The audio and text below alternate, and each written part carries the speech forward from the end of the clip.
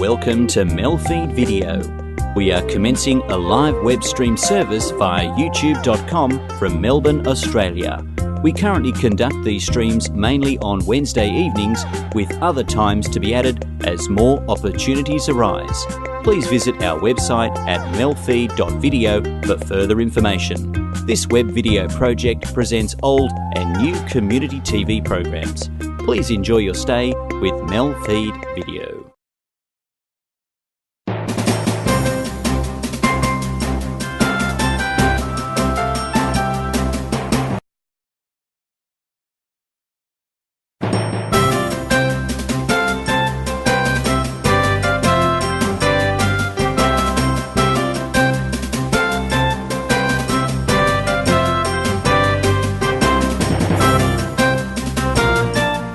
Welcome viewers, thank you for tuning in to Migration Stories, produced by Northern Access TV for our chat series Nat Chat.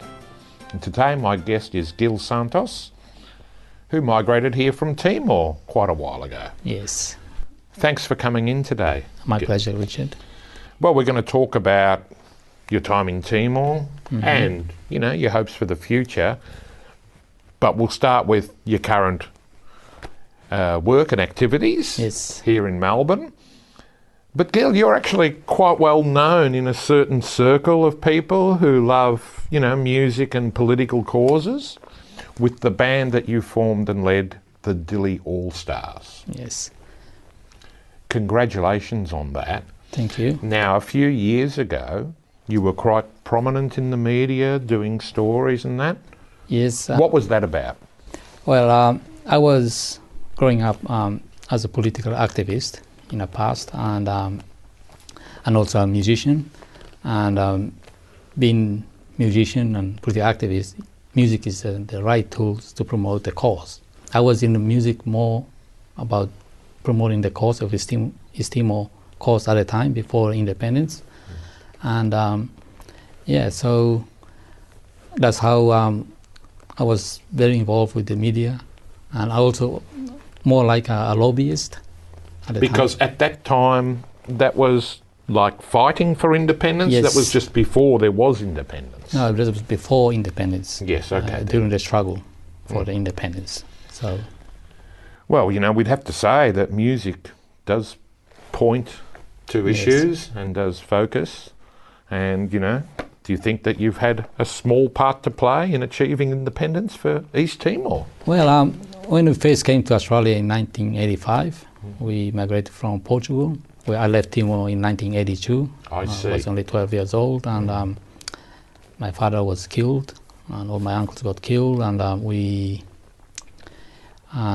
my mother at the time left Timor in 1979 during the height of the Cold War. She has to go through Soviet Union at the time. Soviet Union? Yeah, and then she ended up in Portugal, and then 3 years later she got us out of Timor. Yes. And then 3 years later, 1985, we decided to come to Australia. So, and I think it was one of the best choice that my mother did. And then in Australia, growing up here, went to school, and all of a sudden identity, the need of having identity in the community was very important to us, and that's how I got involved with political activism very early years. Got involved with the unions and other musicians, and then I met Paul Stewart, was one of rock star at the time, playing for Painters and Rockers. One of our local legends here in Melbourne and Australia. Yes. Paul Stewart, fabulous. Yes, and because one of his brother who got killed. Tragically, his brother Andy was one of the 3 journalists. Oh, 5. One of the 5 journalists, who were killed? Yes. During wartime activities there in East Timor. During the invasion. Wow. Yes, and then we went in 1990, in mid-80s. I used to go out, watch them all the time. And, because they were the band that... They were the big band at that time, weren't they? Yeah. Yes, and they promote a lot of Timor. situation at the time Yeah. where nobody knew where Well, Timor of course, was. Paul Stewart, he's a great person, Yes, a great journalist, yes, great musician, but he's a real Melbourne kind of guy, hey? yes, And he would have been so passionate about the everything East Timorese cause, with his own brother being amongst yes. the loss there. But, you know, you've lost your family members Yes. too. I'm so sorry about that. It's okay. And he was practically was a driving force. I see. He took in 1992 when Shanana Guzman was captured, and then we teamed up. We did a recording of Liberation, the song. no, not Liberati. Liberati came later. Okay then. Yeah, and that was We Can't Be Beaten from Andy Ankerson. We Can't Be Beaten. Yes, Oh, wow, in you Tetum did version. that. So yeah, and things started rolling from there until before the referendum, when we decided to set up Dilo All Stars. Okay. Paulie and I, and we formed the Dilo All Stars with members of Painters and Rockers, and also members of Timorese community musicians. Yes. And we went from there. And for many years you were one of the prime bands to book for many events, Yes, not just political, but also yes. entertainment. And yeah, from there our aim was, when Dilo Stars went on for another 12 years, touring, playing everywhere, tour around the world. Yes, And wonderful. yeah, been to Timor a lot of times, and every time we came back, they always had demand. And when we played, we thought that this is it for us.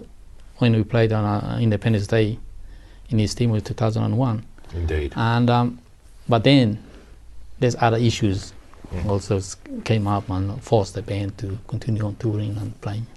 Well, Gil, we'll find out more about that part of the story after the break, but now we have to go to a break. So please do stick around, and we'll be back after these messages.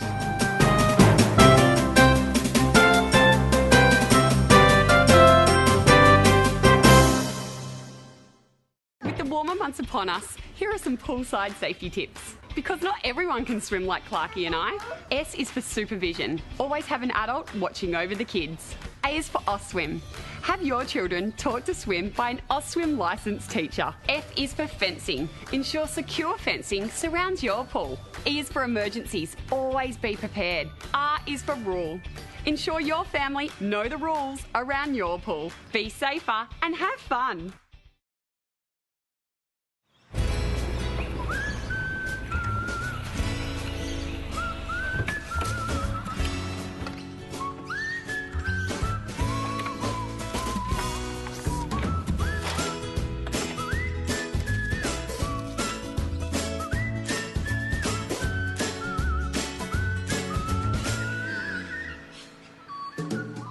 Every new line means 2 more hands. Join us, lions.org.au. If a man's home is his castle, his shed is his kingdom. It's a place men can hang out with a few mates, build a few things, even if you haven't before, and give back to the community.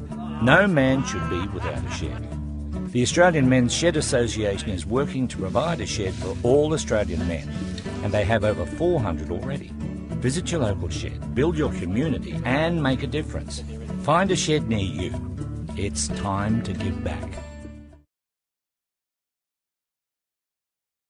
You teach us strangers are dangerous. But someone we know is a much more likely threat. You teach us strangers are dangerous. But who will help when you're not around? Create a world without unnecessary fear. Prepare, don't scare.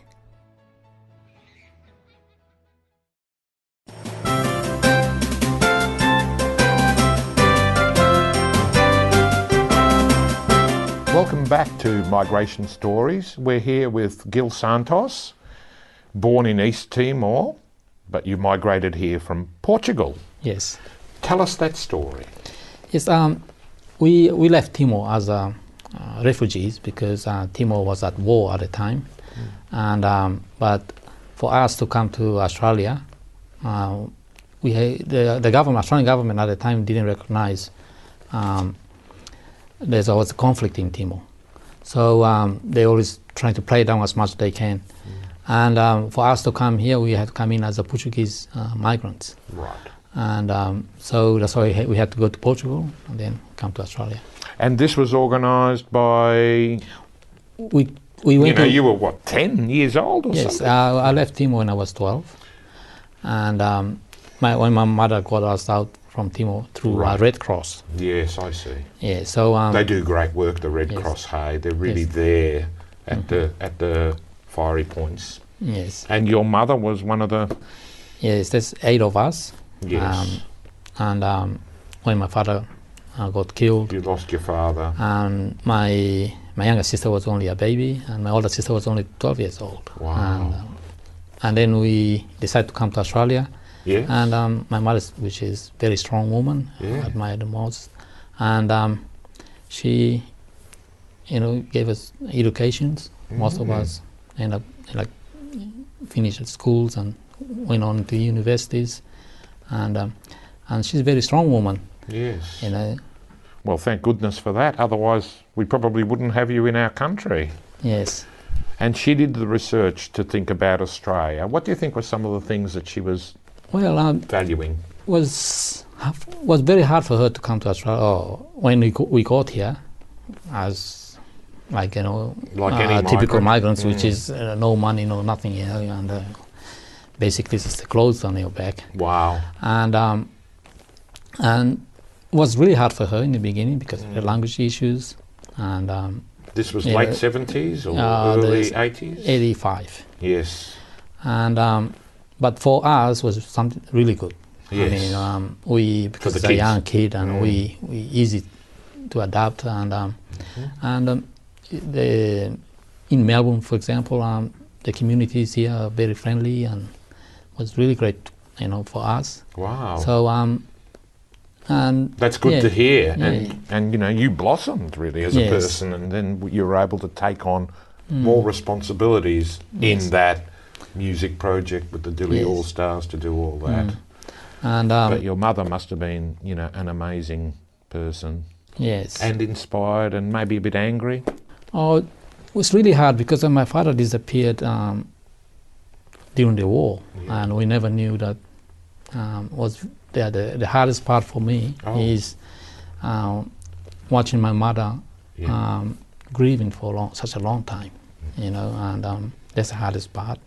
And then when we overcome this situation, and the only thing is we had to do our best to prevent more sufferings back home. So that's how I became a political activist. Yes. Not only me, all my brothers and sisters.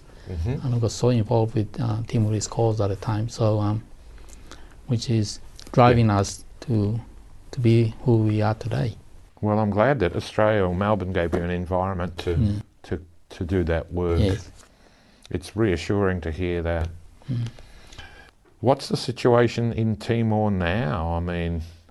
Now, I visited Timor a couple of times, and the situation, can only get better after the independence.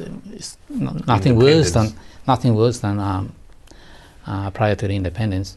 But there's a lot of issues and that the country needs to tackle, like corruptions or But corruption is everywhere. It seems. Yeah, mismanagement and government. And but other than that, I think we are going through a right direction at this point in time. And yes, we have a bit of hiccups during the process of independence. Like I always tell people, fighting and the struggle is a lot easier than when you're trying to democratize a country. Where our culture is, I see democracy is based on a European thing, but for the Timorese, where the community is more important, or the family is more important than yourself. Yeah. Having a democracy is quite a challenge. Yeah, absolutely. When it's all being built at that time. So, have you been to the house of Jose Ramos Horta? Yes. What's it like hanging out at a president's house? I mean, what do you do? Wow. He invited me twice with Paul Stewart, and before he got shot and after he got shot, and during 2006 crisis. Yes. And yes, because at the time when Jose Ramos used to come to Melbourne, and we used to really do a lot of work at the time with him. Because he's quite a profile figure, isn't he? Yes, and he's always been very close to my family. Oh. And obviously every time we rock up in Timor, and he always invite me and Paul. So East Timor has one main capital city, yeah? Yes, which is Dili. Dili, and the rest is kind of what? Kind of villages? We have second major town, which is Baucau. Oh, okay. And but the rest of Timor and other districts is still a long way to be developed. Yeah. And well, I mean, when you plan to go back next, is it sort of a emotional trip or fact-finding? You're going to do something else? I really need to go back as a tourist for once, for a change. Because every time I go to Timor was all about doing some kind of projects. Indeed. Yes. So if you went to Timor as a tourist, which you're going to do when you can. Yeah. Well, where are you going to go? What are the hot tourist destinations of Timor, as it were? Yes, I want to go now. There's mountains there, for example. There's mountains and waterfalls. We have now. Timor is such a beautiful country. Wow. It's such a beautiful. We have mountains and you name it. It's so pristine. And still virgin for for that industry. And so a feeling of being close to nature, away from built-up areas. Well, when you're in Dili, it's really full on. You don't really notice that you're so far away from home. But if you step out of Dili, 5 minutes outside of Dili, then you realize that you are so far away from home because it's different. So different. Yeah. Then you realize you're in Timor. Okay, Gil. Look, fascinating. We're going to continue this after the next break.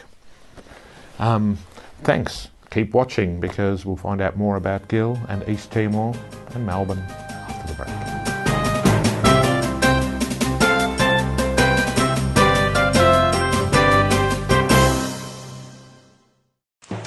It's always been my dream to represent Australia in the Olympics. Epilepsy affects nearly 250,000 Australians. Like me, most people have their seizures controlled with medication. Even today, people with epilepsy face incredible discrimination, but this prejudice is just another obstacle we can overcome. We're just as capable as anyone else, and often we have to be stronger. I promise I'll do my best for Australia. Will you do your best for me?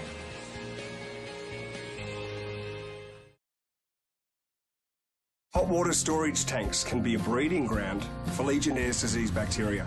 You can catch Legionnaire's disease by inhaling small droplets of infected water during showers or other activities. To prevent this from happening, you should never reduce the temperature setting.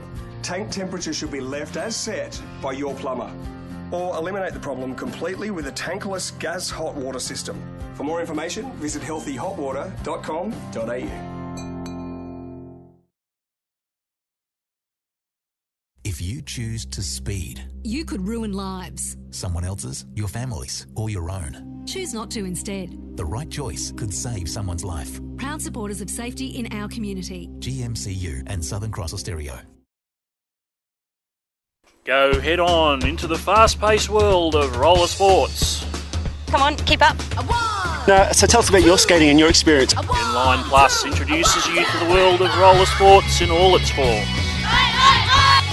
We are actually going to catch up with 4 members of the Australian team. Free place to skate because the surface is quite smooth. So get your skates on. Inline Plus. Coming up next on MELfeed.video.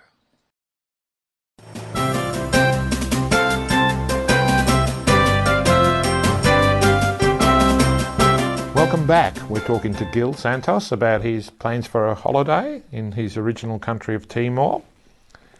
But we talked a little bit about that. Mm-hmm. One of the big industries, is it not oil? Is there not a lot of oil in the Timor Sea? And are there some issues around that? Yes, we do have oil, and oil is our main source of revenue. Okay. And then our second biggest export at the moment is coffee, which is, but what concern most of us about the oil revenue is the government at the moment is not looking into ways how to generate revenues from other industries. Oil is, they just get the money and giving them out, just paying the expenses, but not looking into how to generate revenue or make and get money. Extra value out of having the oil rather than just pulling it out and selling it. Yep. And one thing that I'm not really in favor is the government trying to have mega projects. But mega projects? Yes. Okay. And instead, I still prefer that the country should look into basics necessity like health, education, in order to build the human resources. Yes. And more organic growth, slower growth. Yes. So what these mega projects, what are they? Are they tourist things or big refineries? Or they're looking into the tourist things. Yeah. And as well as or maybe the pressure. And like every other government in the world, they only have short-term, 5 years term to do. But they never look into the long-term. If you talk about health and education is a long-term goal, but this is something that they're never interested in. I see. It's all just so much. It's just like an independent country, only 20 years really, for only 20, 30 years. 20 years. And, so much to do, so many pressures. Of course, problems with neighbours. But oil gives a country a chance to plan well into the future. So why such short-term planning? And that's one of the issues that's a lot of debates going on, which is good. And we do have a lot of debates surrounding the oil revenues and all that. Yeah. What's the population of East Timor? We just 1 million. Wow. Just a little bit over 1 million. And more than half of the population kids under 15. Now, does everyone talk how many languages? Do they talk Portuguese? Well, Portuguese and Tetum is our official language. Okay. And then we do have another 30 odd dialects. Wow. And then people also people speak in Indonesian as well. Yes, of course. You have to. Yeah.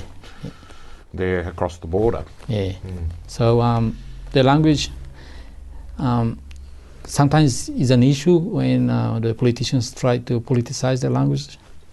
And which has caused a bit of problems. But for me, these issues should be left to academics to decide, what's best for us. Gil, really, you're the perfect person to ask. And what more can be done in Australia, Melbourne, Australia? I mean, Australia is contributing something good, hey, towards this. In Australia, we do have friendship cities going on from all the districts. Like, for example, where I live, Casey, we have friendships with Ermera. With who? With Ermera, another district. Okay. Yes. And they build schools, they do all the basic necessities, and which is very, very positive. And our community here also is very active. And I also involved with METAC, Melbourne East Timorese Activity Centre. East Timorese Activity Centre. Yeah. Okay. And we base in Richmond, and we have dinner every month. Oh. First Friday of every month. So anyone that always support Timor, like wonderful. yourself. Yeah. Well, I'm going to come. Yeah, just come and there's food and music and meet some East Timorese East Timorese people in here in Melbourne. Yes. And it sounds like you'd like to spend quite a lot of that oil income on education, hey? Yes. Yeah. Education is everything. Yes. I mean, you can't build a country and not just academic education, but like commerce and, Well, I always argue human resources is not about sending kids to university. Yes. Human resources is about keep the population healthy. Yes. That's another thing. I mean, Yes. if one day, we live in a very competitive world, and we need to, like for example, invest in the health Yes. sector where people are healthy to involve with economic development. And when half of the population is half sick with mental problems, it's very it's tough to build a country in that basis. Of course, and a country which has got its own geographic limitations, and Yeah. But someone has to do it, and you're one of the people who's doing it here in Melbourne. And there's more that we could do by perhaps attending or getting Yes. involved, or Yeah. finding out more. All the city councils here in Australia and have some relations with other districts in Timor. So I see. yeah, we based on a people relationship. All right, then. Which is going very positive So at the people moment. can get involved in helping Yes. East Timor through their council. Through the council, yes. You've done some excellent work. Mm. Not you personally, but all your team around you. How Yes. big is the East Timorese community in Melbourne? Well, outside of Timor and Indonesia, Melbourne is the biggest Timorese community outside of Timor. Wow. Well, we're lucky here in Melbourne. Yeah. We really are to have such diversity. And you see a role in the future for Australia to continue to forge better relations with the East Timorese. Well, that's very, very important. Bilateral relationship is... and you're an Australian now. Yeah. So kind of a... it's funny, people can say we can have dual citizenship, but really the proximity and the nearness, we all need to learn about our neighbours more, hey? Yes, the relationship between Australian people and Timorese people has gone back a long way since Yes. Second World War. So now with this friendship city that's going on, we strengthened more of that relationship. A fabulous story, Gil. Thank you very much for joining us here on Channel 31 Migration Stories.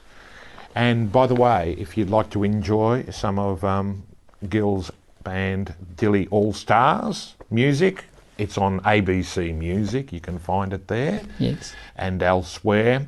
And please do stay in touch with this show and find out more about the East Timorese community through the councils.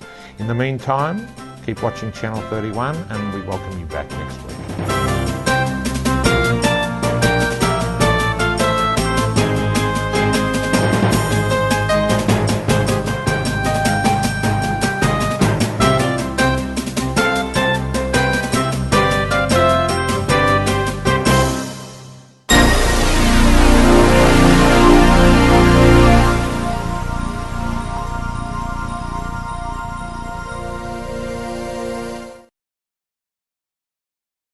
Hi, I'm Lane Beachley. Australians have recycled enough printer cartridges to cover Bondi Beach 12 times. That's kept 11,000 tonnes of valuable resources out of landfill.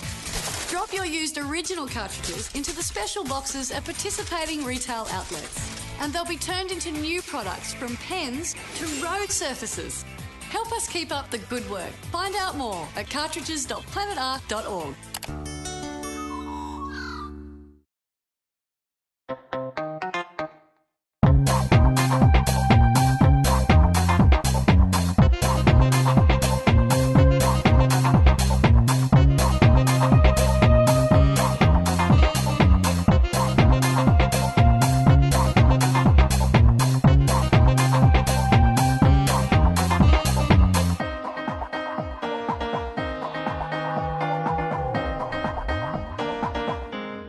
MELfeed.video.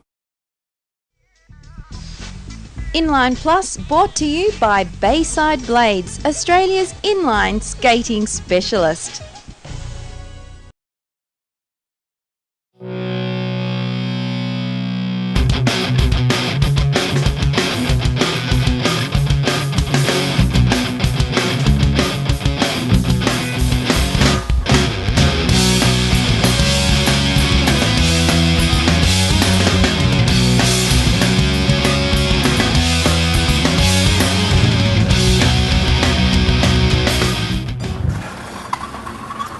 Hey everybody, well on today's show we truly cross skate genres. We've got Nikki Staley, holistic counsellor, telling us what's good about skating. Jason Sutcliffe, he's going to head us down to freestyle skating. We've got the roller derby girls tell us all about derby names, and the fastest growing sport in the world, speed inline. Check it out, you're going to love it.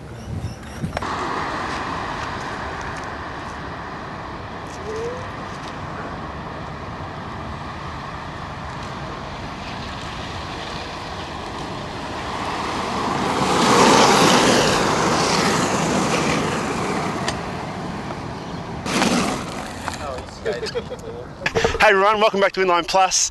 Well, we're down at the very beautiful Albert Park Lake on a Saturday morning. The sun's out, but it's actually a little bit chilly, and we're going speed skating with the Melbourne Speed Club. And the reason we're all geared up is because it is a bit cold. We've done a warm-up lap and we've had some interval training. It's as hard as it looks, and we're going to go talk to the guys and see how it all works. So tell us about your skating and your experience. What's the go? Skating, I started skating 8, 9 years ago, just as a recreational skater. I was coached by some speed skaters and I saw them skate and I thought, wow, I want to do that. So I went and got myself some speed skates and haven't looked back really. What the idea to do is we're going to do one lap. We're going to do 30 seconds, 60 seconds. 30 second acceleration up to about 90-95%. 60 second rest. During the 60 second rest you change who's on the front, so the next person leads out. What are some of the fundamentals when you're speed skating? Well, the fundamentals with speed skating is efficiency and power and speed, and they're the things that we try and get into all of our technique. And it's about moving our body and using our body weight to get us to move along, being able to push directly to the side when we're moving at speed, and keeping in a body position that's relaxed and that we can hold for a long time.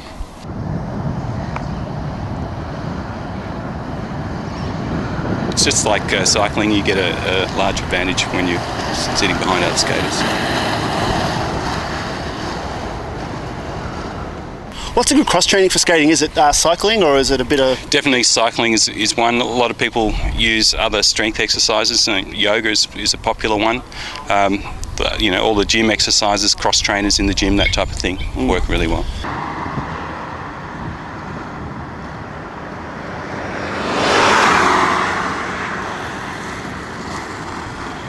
These guys compete, so how does that work? Do you skate against other clubs, or...? Definitely, there's a club system in Melbourne, and there's Grand Prix events that happen, which are inter-club events, happen each month at the various rinks and outdoor events as well. Yep. Plus there's the several open events during the year, plus the Victorian Championships and the National Championships. What got you into speed skating, Egor?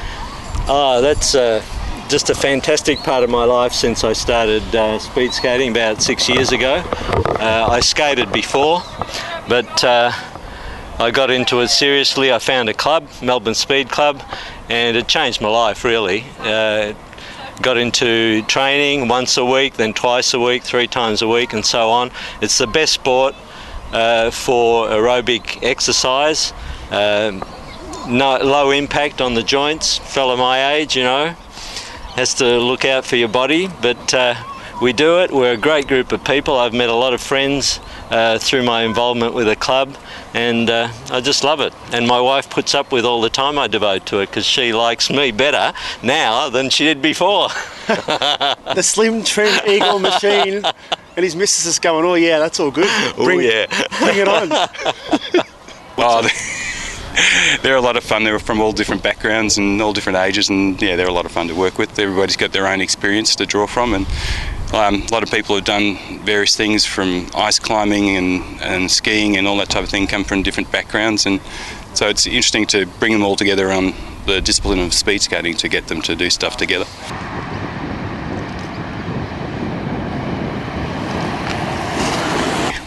And what would you say to someone who's just chucking on the skates and wants to try speed skating? Is it quite accessible for most people?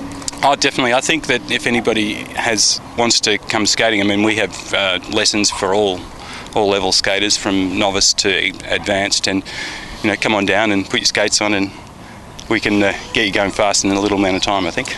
Yeah, well, having just gone around with these guys, it's hard work, but you get a bit of coaching and you soon come up to speed.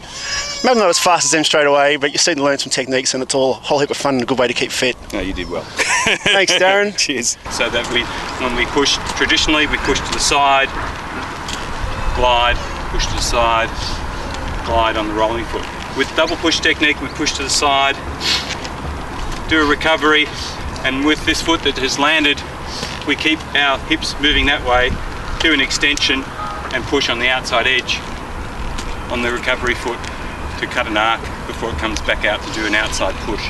It's a social group as well as a fun group, so and we're a good team, and we all are positive about each other, and no one puts another down in their skating ability, so it's very friendly fun. Okay, well that was speed skating. We just did a few laps around the lake. We had the warm-up lap and some interval laps, and the old back's a bit sore and the muscles are tired and achy, and now these guys are off for a coffee, so that sounds like a bloody good plan if you ask me. Catch you soon.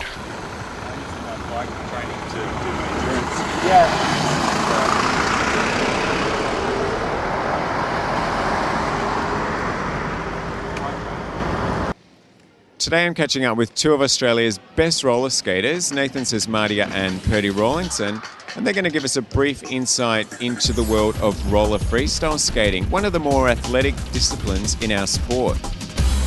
So Purdy, what is freestyle roller skating? Freestyle skating is when you do jumps and spins and footwork in a routine, and then you get scored by judges at a competition. And what do the judges look for? They look for how well you've done the jumps and spins and footwork. Like if you fall over, you get marks taken off. What's the actual score out of? Scores out of 10. So you guys ever got a 9? Not yet, but hopefully soon.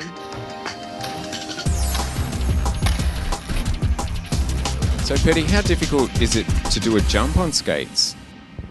Well, there's various levels of difficulty of jumps. You can do single jumps or double jumps or triple jumps. So triple spin in the air is like the ultimate that you could do?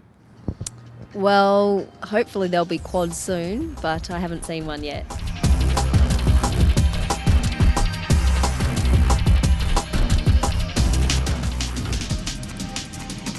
So Purdy, you've been skating for a few years now. How did you actually get involved in the sport? I did brownies when I was little, and there was a brownies skating badge, so we all went to the Learn to Skate class, and I just kept going from there. When you're working with the youngsters, how long does it actually take for them to develop the basic skills? Usually kids pick it up really quickly, and they'll be going around the rink all by themselves in no time.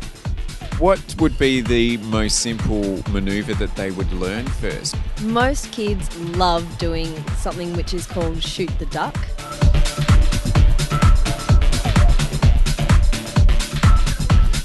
So, Charlie, it looks like you were having a bit of fun out there this morning. What was that you were learning?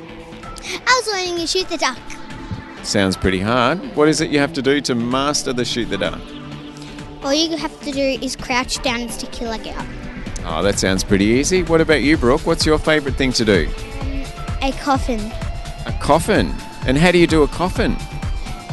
You just crouch down, then you put your head to the side and then stick your leg out to the left. That sounds really hard. Is that your favourite thing to do too? No, my favourite thing is a billman. What's a billman, Charlie? A billman's a trick where you have to put your leg over your head and grab it. Boys can't do that, can they? Yes. Contortionist. And what is it that you love about skating? I like mastering new tricks. I really love the falling. Just being able to do something that I wasn't previously able to do. You like the falling over on the concrete? Yeah, it's a lot of fun. And doing well in competitions. And have you had any injuries? No, not really. Just a lot of bruises. I have a hole in my pants. From falling over? Yes, I fell over just this morning. It must take a lot of dedication and time. Do you have much time to do other things in life outside of the skating, or you just find yourself at the rink constantly? You do have to make sacrifices when you really want to skate, but I find the time to go out and do other things as well.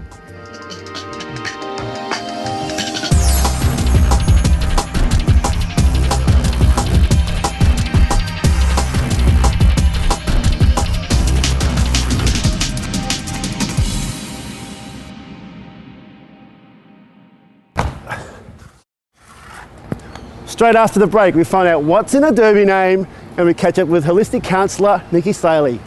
You're watching Inline Plus. Well, the difference is when I put on my skates, I turn nasty. Says to me, you are not the lead jammer, so that both jammers need to have interaction with their ref. Inline Plus brought to you by Bayside Blades, Australia's inline skating specialist.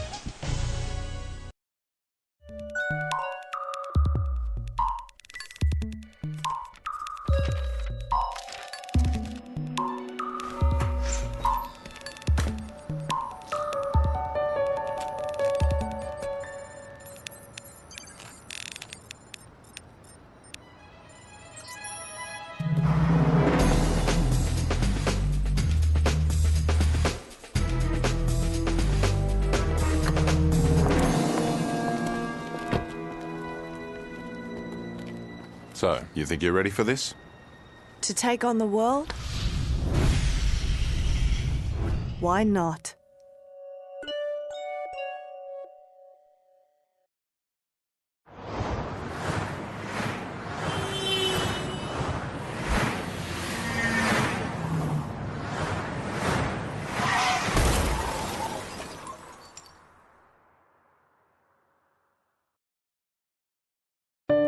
Every minute. Every hour. Every mother and father. Every sister and brother. Every son and every daughter. Everyone you see. Everyone you cheer. Everyone you watch. And everyone you hear. Everyone you meet. Everyone you know. Everyone you love. Everyone is affected. Reach out and get connected.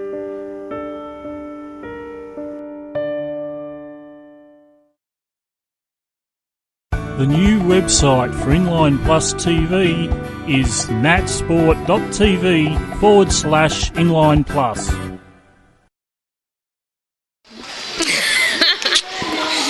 So it's Feral House Bessie here at the Royal Adelaide Showgrounds talking to Georgina, who is actually known as Violent Crumble. Now Violent Crumble, what made you choose that name for your alter ego?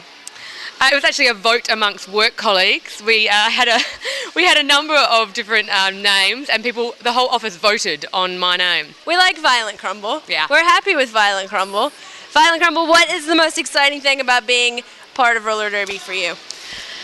Roller derby's become my whole life. I'm all about roller derby. I've never found a sport that is good for me before. I hate netball, I hate the whistling and the chubby girl stepping on your toe, and everyone knows all the rules about the lines, about where you're meant to stand. But derby's the best sport ever. Yeah, that's great. Now, what's the difference between George and Violent Crumble? Well, the difference is when I put on my skates, I turn nasty. Says to me, you are not the lead jammer, so that both jammers need to have interaction with their ref. In Melbourne, they got in our face and said, you're the lead jammer. Yeah, we will, but you'll have to see the others. And I'm out to destroy. There you go. Ladies and gentlemen, Violent Crumble.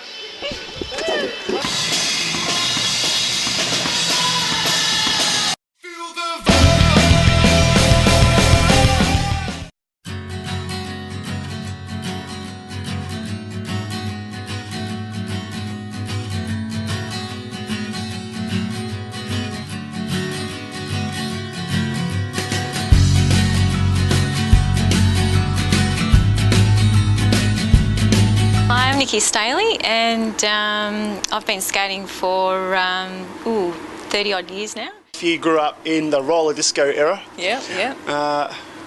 Tell us about that. Was there a lot of holding hands in your time? There was a bit of holding hands in my time. Yeah, there was a bit. It was quite an acceptable thing to go on a couples skate, and it was a good way for, a good excuse for, to ask a girl to skate around with her. The skates are there, collecting a bit of dust somewhere. What would you say to them? I would actually say, what else in your life aren't you not doing? So get out and skate and do it, and then all the other areas of your life will fall into place. Roller skating really offers the ability to have fun, get some movement happening in your body. You can have a laugh because people fall over when you start out. So for people that are just starting out, it's great because you'll have a good laugh, and that is such good mental health to have a good laugh. when the roller discos were popular, they would have lots of people. I mean, you literally couldn't move. Yeah, yeah.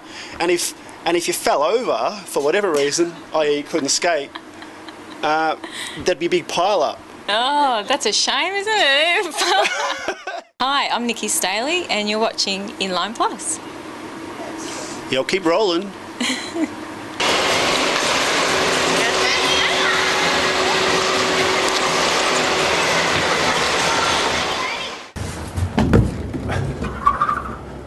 The other good way to commute, I guess. Next week, Adelaide Roller Derby skills training for the Skate of Origin. Jason Sutcliffe's got more adventures. We play inline hockey with a bunch of little 8 to 10-year-olds. They're a whole stack of fun, and there's heaps more. I'll see you next week. Thanks for watching. Bye for now.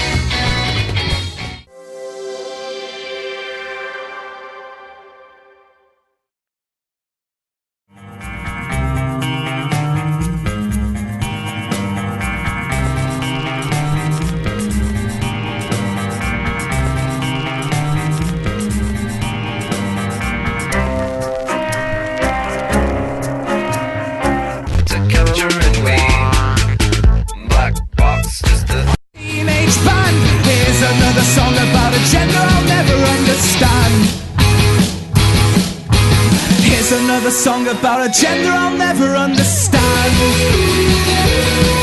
If this is a rom-com, kill the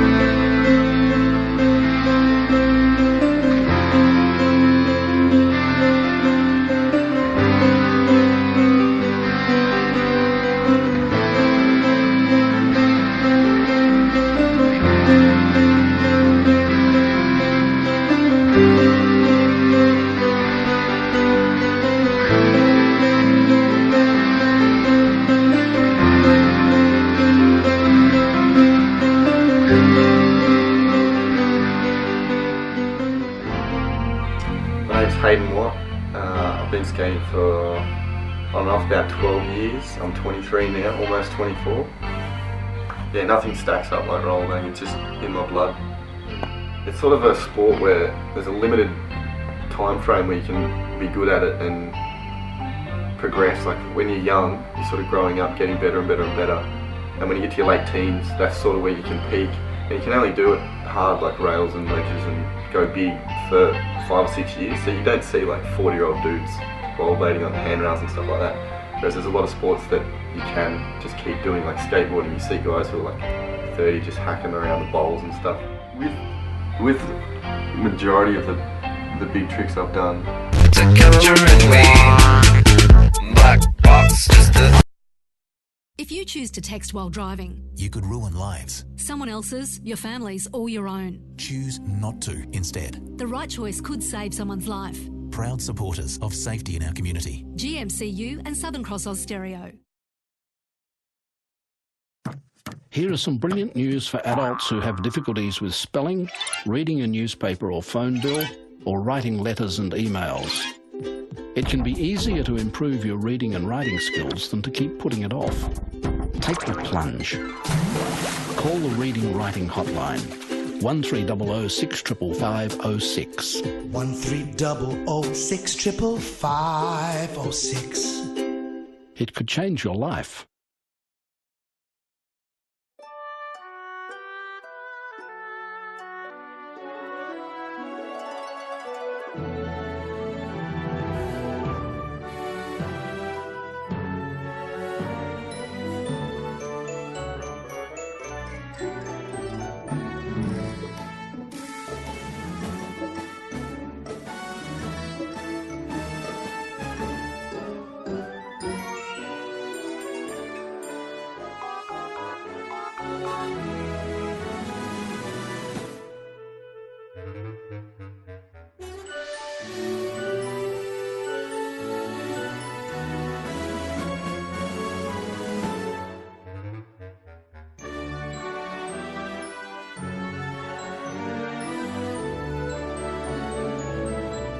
RSPCA.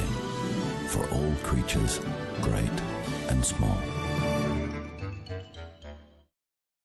The new website for Inline Plus TV is natsport.tv/Inline Plus.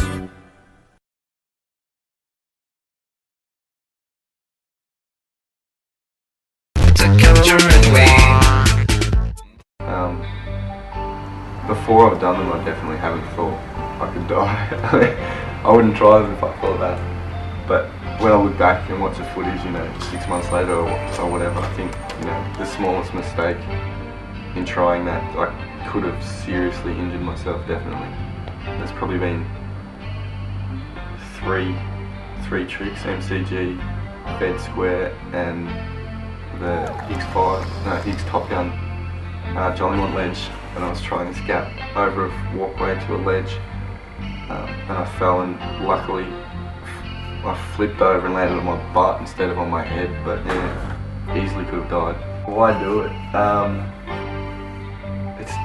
It's an unconscious thing. It's seriously, I've learnt so much from skating. It's like just love, basically. I love it. I can't go more than a fortnight without skating, even just putting on and rolling around. Just the feeling you get, it's an addiction, I think. I don't think rollerblading's dying as a whole. I think there is parts of it that are lagging, like money and interest. I guess it's not known what we do. Like a lot of people perceive it as something different, but the people who are in it are still 100% passionate about it, and there's not that many people stopping skating, so I don't think it's dying. I think it's just mellowed out. We're not growing as such. In terms of X Games, I think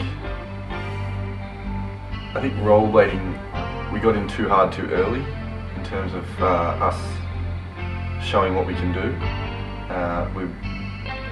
From what I know, we were part of starting X Games, but I'm not sure if that's extreme fact. I guess it is, but yeah, I think rollerblading, I mean, we should get the opportunity to be back as part of the X Games. I don't know why we got kicked out.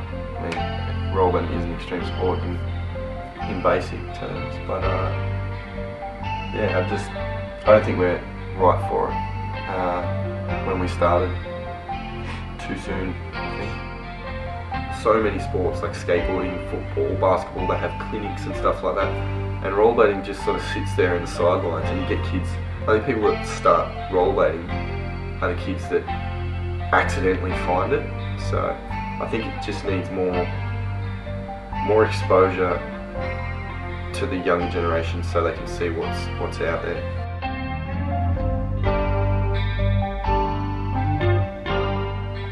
Hi, my name's Ned Schofield. I'm 20 years old and I've been skating for 7 years. The sport is underground, which in one way is good, just because it keeps everyone real. No one gets that big head, no one gets that ego like so many skateboarders have. Little skateboarders at skate parks kind of piss me off when they're being smart asses and talking trash to you. But it doesn't really piss me off that much. I'm a pretty chill kind of guy. Definitely pisses some people off a lot though, I know that. What can we do to make that community bigger is just pretty much tell everyone what we do, show everyone.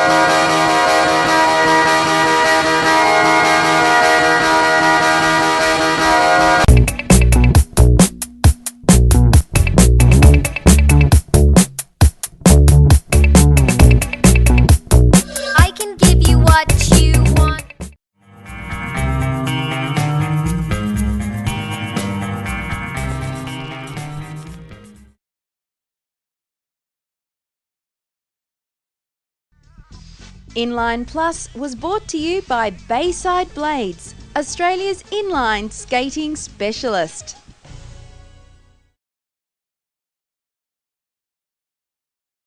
If you choose to drive when overtired, You could ruin lives. someone else's, your family's, or your own, Choose a power nap instead. the right choice could save someone's life. Proud supporters of safety in our community. GMCU and Southern Cross Austereo.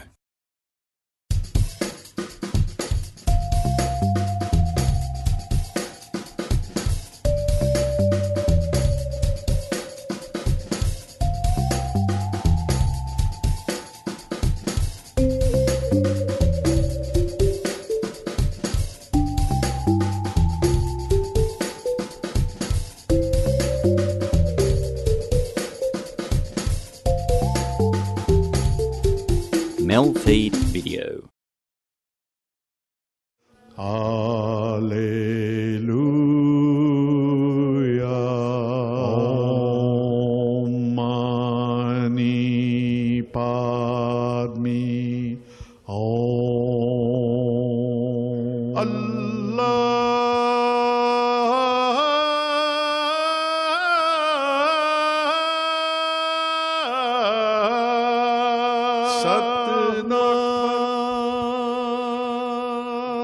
Hello and welcome to Harmony in Diversity, a program that endeavours to encourage harmony and diversity across the wide range of faiths and beliefs here in Victoria, by showcasing individuals and groups involved in interfaith and multi-faith activities.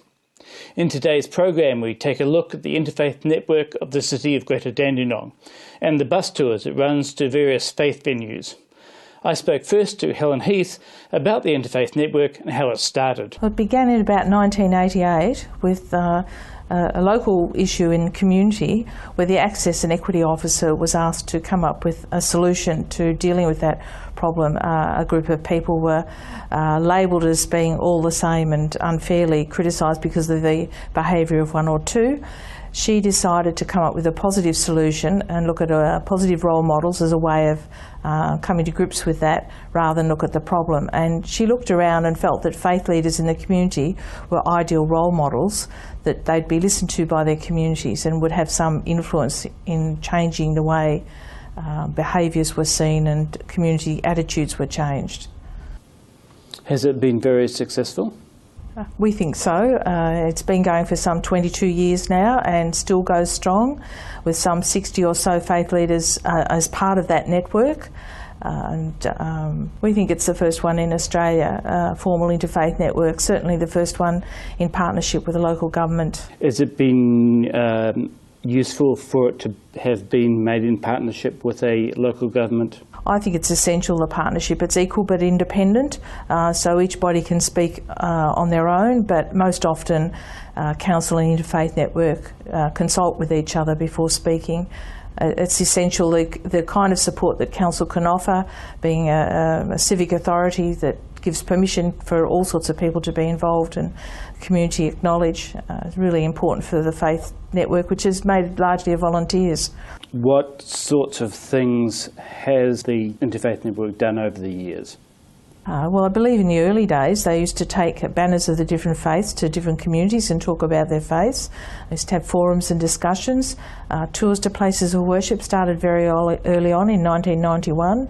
Prayer is offered at council, the fortnightly council meetings on a rostered basis, so all faiths and spiritual traditions have an opportunity to offer a prayer, a meditation or chant in the language of their choice. And that's put in English into the minutes of council, so there's a lovely rich history of prayers over many years. The network attend the mayoral induction of the new mayor every year and offer the common statement, our commitment to work for peace and harmony in the City of Greater Dandenong. Tell us about the interfaith tours. How did the idea for that come about? My understanding is, and this is going on a bad memory for history, that in 1991 there was a tour arranged where a student of architecture went on the tour for looking at buildings in various parts of the city of the city of Springvale as it was then. This is before council amalgamation many years ago. And she was so taken with the idea that she presented that as an idea to the Interfaith Network, that this is something that they could do, visit places of worship. So it started off with one tour that was positively received, and then another and another, and they became so popular that about 3 or 4 years ago we started running them every month for members of the public. About the same number of tours per year are run for specialist groups like schools or volunteers, or we run one for council staff as well, as a way of council staff getting to know the community, especially important for new council staff as a way of getting to be introduced to the community and have some training in cultural sensitivity. What sort of feedback have you heard from the council staff about the tours? Very positive. It's been interesting to note that council staff have got to know each other on the tour, because they do come from different departments and don't necessarily know one another, so they will meet one another on an interfaith tour. It's often helpful for faith leaders because they hear that councillors or council staff are coming and they're very interested to put their concerns to council. So they'll seize the moment to pin a councillor or a council staff person down and say, we need a parking space, or we need this, and it's good all round, good mix. On average, how many people do you get to each of the general tours? The public tour we take a small bus. We find 22 is just the right kind of number for a tour, and we have 2 faith leaders that are tour guides for the day, and hopefully from 2 different faith traditions, hopefully from not one of the places they're visiting for that day, so people then have an opportunity to be exposed to 6 faith traditions because we visit 4 places of worship. We find that numbers a good size because people can engage in the bus. They can gather close when we're visiting a place that might be a little more noisy than other places, or language might be a little bit hard to understand. If they gather close, 22 is a good number. Numbers for special tours vary. You know, schools can be up to 180, 200. That's a different kind of tour. We've also taken very small groups of people from DFAT, Department of Foreign Affairs and Trade, Rotary Exchange students, so they can be quite small, but they get a very specialised tour. About 6 years ago, faith leaders were getting frustrated that they couldn't go on the tours themselves, the public tours. They were booked out. So we said, well, why don't we have a final tour at the end of the year just for us, and we'll use that as our, instead of a business meeting, we'll go on tour ourselves. And that's been very successful. We're only small in number, but it's an opportunity for faith leaders to go and visit other faith leaders in their place of worship, and great friendships have been developed, and the network has been strengthened by doing that. Do you think the whole concept of actually physically going to see a faith community's place of worship brings a more personal involvement rather than just hearing talks about each faith, etc., etc.? People have actually said that. I don't think you can ever underestimate the power of the experience. It replaces fear of the stranger or fear of difference with an understanding, and it humanises the people that they meet. They can relate in a very close way, and I just think that's what makes the tour. We've had groups of people come on a tour as a program idea for whatever their group might be, and they've come away quite overwhelmed with the experience. And I think they got more than they expected. It's been a spiritual experience, someone once said, about their visit to the places of worship. This area is culturally diverse. Over the 20 years the tours have been going, do you think they have helped towards harmony in the community?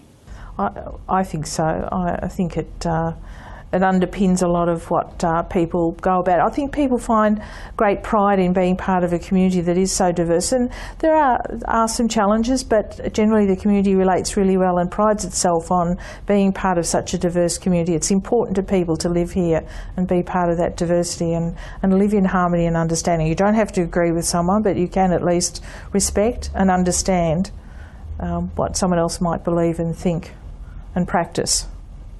Tell us about the tour for people with various disabilities. How did that come about? Well, for about a year, because of the close relationship with Council, I had an ongoing conversation with the disability planner with Council, Chris Stewart, and we eventually got round to organising a tour that people with different abilities could come and find it easy access for them. It's also important for faith leaders to be aware that they need to make their places of worship accessible in all sorts of ways, physically, in hearing, in all sorts of ways. So we finally organised a tour. Chris organised the people to come, and I organised the faith leaders. We initially went together and checked out the places so that any potential challenges for people might be modified, and the 3 that I seem to think were okay panned out okay, and so we visited those.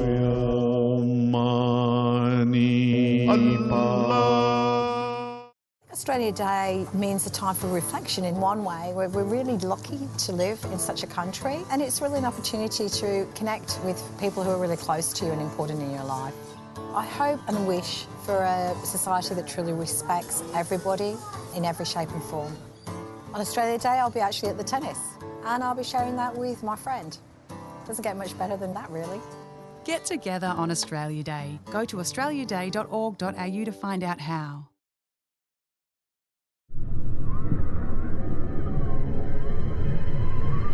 It's easy for things to go wrong around water. More so if you can't swim. It's great seeing kids confident in the water and enjoying themselves. An important part of keeping kids safer around water is learning to swim. There are over 600 registered swimming schools that run the Australian Unity Learn to Swim program. To find one, go to the Swim Australia website. Show Me the Way creates the first social networking sites for Australia's Aboriginal and Torres Strait Islander students. With secure online mentoring, Show Me the Way supports students to complete their schooling and continue to TAFE, university or vocational education.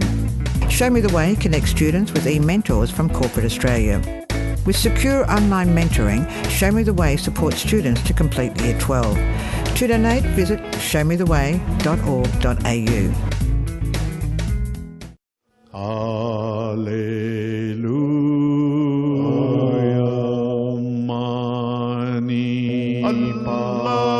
I'm Chris Stewart. I'm the Disability Planner for the City of Greater Dandenong. Chris, why did you think it's important to organise a faith tour for people with disabilities? Council has a strong commitment to including everybody in the community in all aspects of community life, and as such, Council has developed a disability action plan, and that plan identifies that Council will take all the opportunities possible to provide access and inclusion for people with disabilities into all aspects of community life. The Interfaith Network has been operating through Council for a number of years, and people with disabilities in and around the community of Greater Dandenong have often asked if there was an opportunity for a tour to be run, particularly for them. 1 in 5 people experience a disability, and those people would like the opportunity to participate in all aspects of community life, and the faith community is, or the faith communities in Dandenong are one aspect of life that people with disabilities would like to participate in, and so it seemed a natural extension that the Interfaith Network would provide a tour that catered for the needs of people with disabilities. So the idea originally came from people with disabilities, and it was an opportunity for the interfaith leaders, the Interfaith Network, to welcome people with a range of disabilities. Certainly at the 3 venues visited, people with disabilities were welcomed with open arms. They were taken throughout the facilities, and in fact the faith leaders made a considerable effort to include people with disabilities into the full range of activities that were undertaken throughout each faith facility. And so I think people came away feeling quite welcomed and quite positive as a result of the experience. For most people with disabilities, participating in the community is a very important aspect. There's the area of perhaps being welcomed into a community, and then having the capacity to participate. And simple things like ramps, accessible toilets, hearing loop systems, and so on, are very clear ways that organisations, including the faith communities, can clearly show that they are welcoming of people with disabilities. Do you think that this tour has raised the profile of the needs of people with disabilities amongst the faith groups that were visited on it? The faith leaders were all certainly very welcoming. I think that they had were shown a first-hand experience of perhaps how a person in a wheelchair might actually move around within their faith building. I guess through the presentations provided to the group, the faith leaders were provided with an opportunity to think about how they might present their facility as an accessible and inclusive facility that would be welcoming of people with disabilities. And the learning experience from this tour has offered the opportunity, I think, for the Interfaith Network to be inclusive of people with disabilities on future tours. The acceptance of people with disabilities in the general community has changed considerably over the 20 years I've worked in the area. The entire community is much more accepting of difference, of the need to include everybody in the community as a functioning member of the community. The community generally is much better at seeing that if the community works together and focuses on the positive aspects of everybody and what they can contribute to the community, then I think generally we see a community that is much richer and is much more positive. And I guess people with disabilities, I see, with those few modifications I've spoken of, can feel comfortable to attend, participate and make a contribution. And the faith communities are no different to any other part of the community.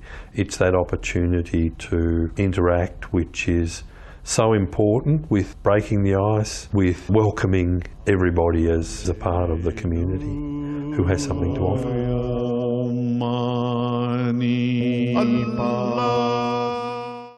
Every day, in many ways, the Royal Flying Doctor Service takes the finest care to Australia's furthest corners so that all Australians can enjoy the best of health. The Royal Flying Doctor Service has been taking care of Australians for over 80 years. But we still need your help to continue providing emergency rescue and essential health care to remote and rural communities. Make a donation or become a supporter and help keep the Flying Doctor flying. You're there when they can't sleep. You're there when they forget. But who's there when they're at school? Asthma can be serious. It affects 1 in 10 Australians and claims 400 lives each year. Does anyone at your school know what to do in an asthma emergency? Log on to asthmafriendlyschools.org.au and find out if your school is asthma friendly. Shouldn't every school be asthma friendly? Every time you shop, the choices you make affect our community. It is important to select Australian products made by Aussie-owned companies. Our food security means quality and peace of mind.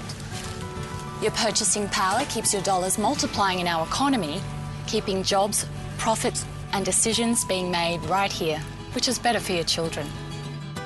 So the next time you buy, look for the AusBuy logo. It makes all the difference. If you choose to drive on drugs, You could ruin lives. someone else's, your family's or your own, Choose not to instead. the right choice could save someone's life. Proud supporters of safety in our community. GMCU and Southern Cross Oz Stereo.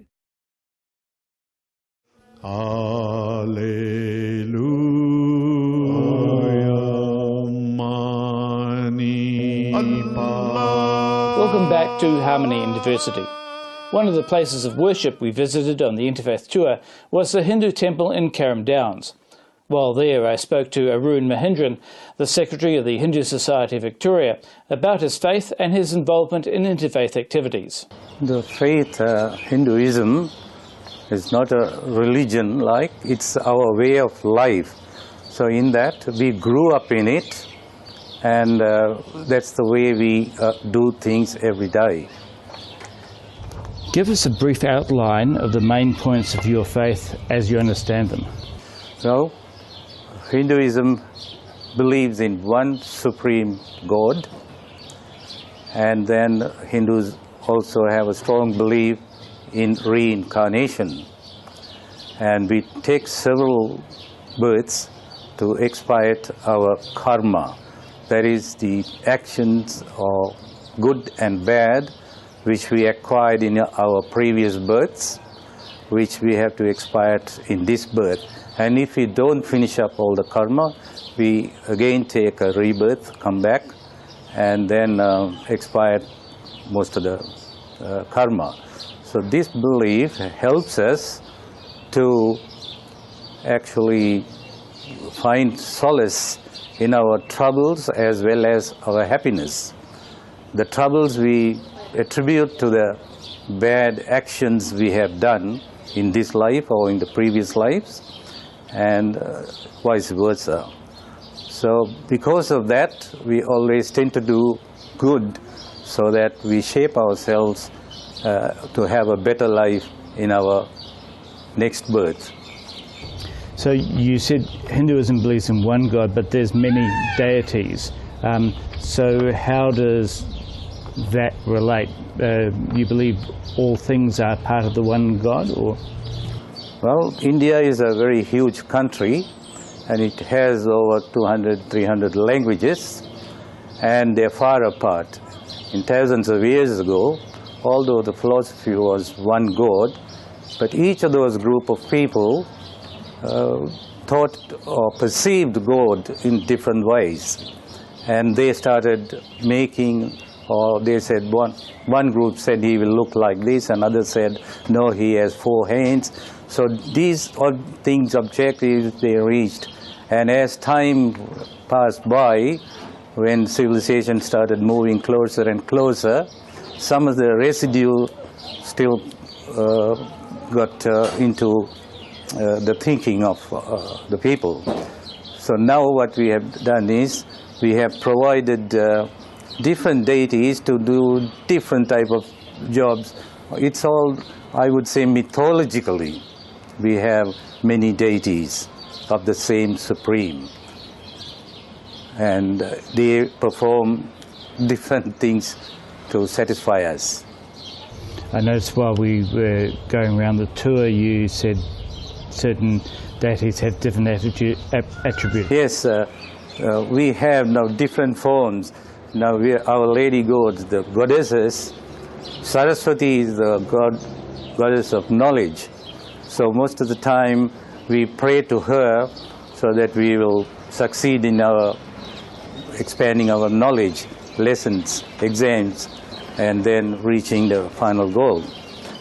Likewise, Lakshmi stands for wealth. Now without wealth you can't do much these days, so we have to pray Saraswati to look after, to help us get a job and get some money. And likewise, bravery is very essential to ward off enemies, so we go to Shakti. So they represent the 3 attributes actually to humans, which are essential. Why do you think it's important to have contact and dialogue with people of other faiths? Well, It is ignorance that which causes all the differences in the society today. If we can explain to the others why we do things like this and why we do a certain thing, and then if more understanding comes around, then people will say, oh, is that all, and what I do it this way and you are doing it that way. It's only a minor differences in the way we do things. After all, we are all looking at the same God through different mirrors or glasses. How long have you been involved with the Dandenong Interfaith Tours, and what got you involved with that? Particularly your temple here? Not very long, maybe 4 or 5 years the most. But I was interested in finding out more and more people. I read a lot about other faiths.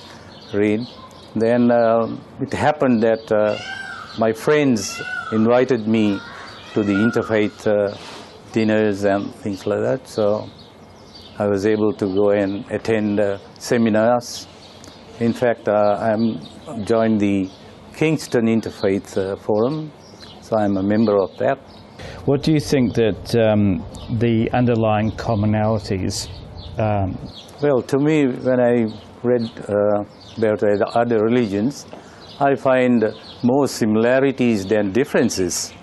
For example, every religion thinks and speaks of one God, but the subtle differences are some religions you have the prophets.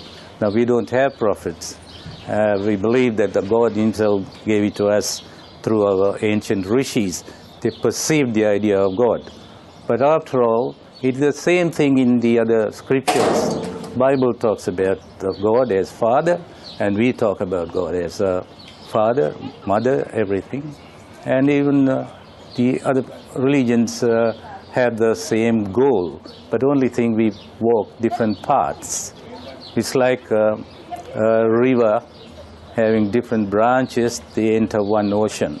What do you think ordinary people can do to promote harmony and understanding? Well, have more dialogue and more interfaith meetings and seminars, and get people to come and talk about their religions. We organize get-togethers. Then, like what you have done today, you could bring groups of people to the temple, show them that's about Hinduism. And even we would like to go into synagogues, churches, and mosques, and somebody explain things to us too. So that way, each of us will come to know what path you are following. And it's not trying to describe which is good and which is bad. Since all of us are believing in one God, we will do the same thing in different ways. That's all for our program today. For more information, and if you want to see this episode again, visit our website, harmonyuniversity.net. Goodbye for now. Baha'u'llah,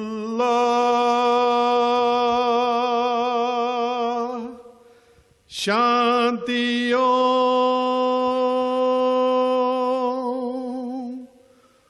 Allahu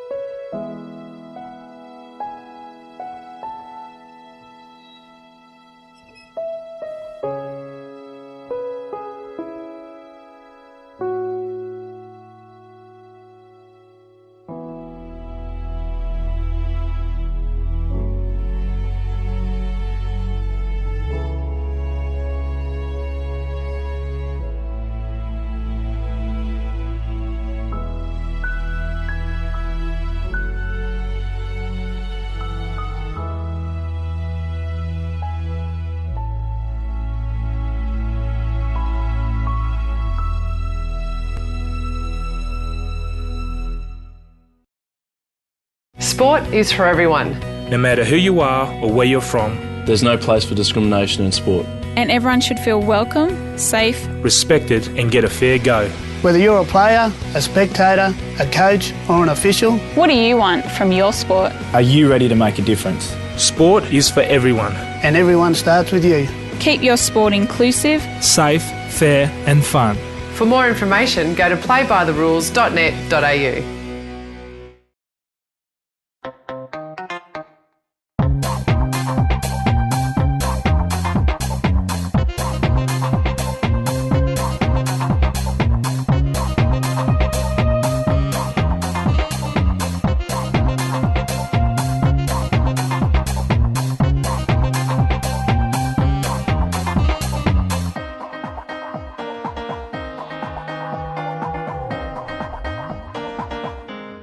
MELfeed.video. This program is proudly sponsored by Overload Poetry Inc., producers of the Melbourne Overload Poetry Festival, and by Westward Poetry, the Western Suburbs' premier poetry reading.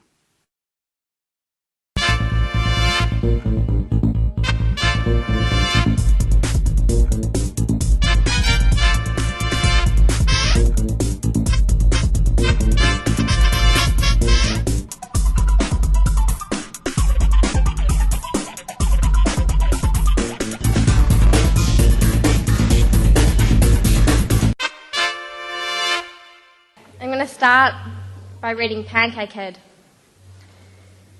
I daydream about giving you a pancake head, flattening your ego, squashing your anger towards me with an ironing press, kicking the bitchiness out of your body, but assault doesn't look good on a resume. So I take it like a bullied high school kid. After 6 years, I still can't eradicate the presence of cliquey girls. If I realised you existed in the outside world, I may have learnt to play your game a little earlier. But the feeling of being patronised is easier to deal with when you have a pancake head. Because anything you say to me sounds smothered. You answer me with curt words. I launch into this jingle. Snappy Tom. Easing the anger with images of me handing you cat food. The cats of Australia have made their choice. Snappy Tom. Personally, I think you'd suit the stuck-up personality of a Burmese cat with a pancake head. This one's from a book called Laika's Run. Laika was the first dog in space who never came back. And this poem's called I Hear. I hear the hiss of silence. I hear the lights hum on as the sun goes down. I hear the train mourn on the night rail out of town. The shackled dogs howl at the bland face of moon. The crows call the watch for another done day. The predators pant in their concrete enclosures. Machines growl and prowl out along the highways and the artery roads and the throughways and byways. The screams of the monsters feeding their demons, on pedal to metal, on booze, blood and petrol, and the scavenger sirens howling like children in the belly of nightmare in the court of Abaddon. I hear the hiss of silence. I hear Dransfield saying, freedom is obsolete and honour a heresy. I hear Ginsberg saying, they broke their backs lifting Moloch to heaven. I hear the hiss of silence. I hear the endless clanging shut of doors, doors, doors. I hear the hammers building the walls, the weeping of trees and the choking of oceans, and great Mother Nature outshouted by dollar, and the moron mumblings of foundries and factories, drowning the concerned councils of the dolphins. I hear the waves sigh in the seashell. Oh, oh, oh. I hear the hiss of silence. I hear the small sound of a big man's mistake swell to a roar that swallows a planet, the whistle of missiles closing on targets, the blotted out cries of the victims like blackness trawled over the sunlight. I hear the women wailing into the bottomless well of all sorrows, the promised doom, the singing void, the hopeless hope, the empty room. I hear crazy laughter, the melodies of poems and paintings and music, all draped in night and swirled away, a magician's cloak of vanished air and echoes.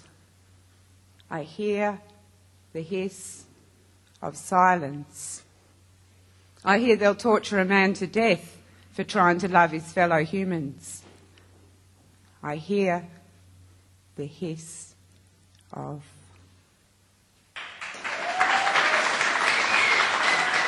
Another ad for Father's Day, and I wonder if there's a present for the one who deserted his kids and his wife to create another family that he would later fuck up.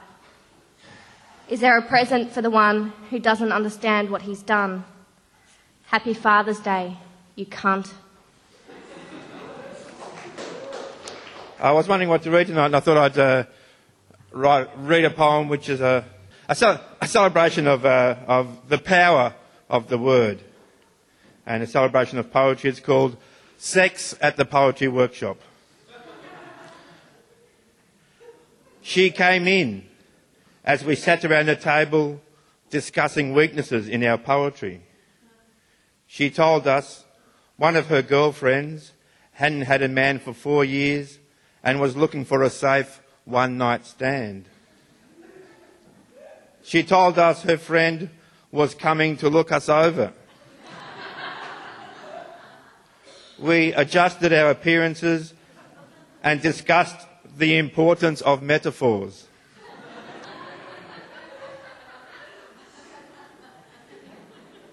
Her friend appeared like a sparkler at a party.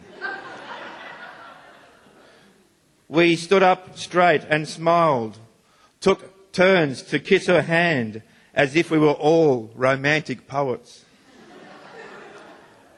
One of us put his hat back on so he could doff her. She wore her hair like a halo, and her shy glances aroused us. Somebody recited an E. Cummings love poem. The birds started singing like sopranos. The women went away to discuss us. She came out of her bedroom and told us because her friend was Catholic, she had selected the poet who looked most like Jesus.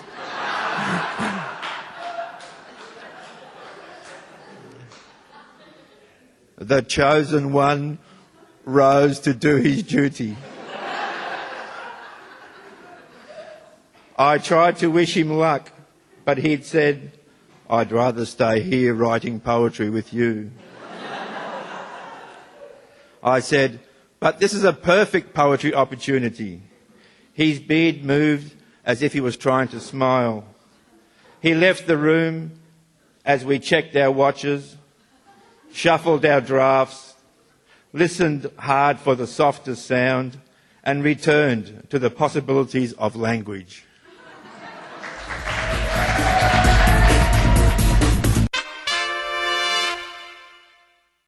We've all seen this one time or another. We may even have done it ourselves. But inhaling balloon gas is very dangerous and can be fatal. The helium in balloon gas acts as an asphyxiant, and when you inhale, it displaces the oxygen in your lungs. Balloon gas is safe in balloons and when you release it in a well-ventilated area and in a safe manner. So the next time you see some sucker about to inhale balloon gas, or you think it's going to be a laugh, stop and be gas-wise.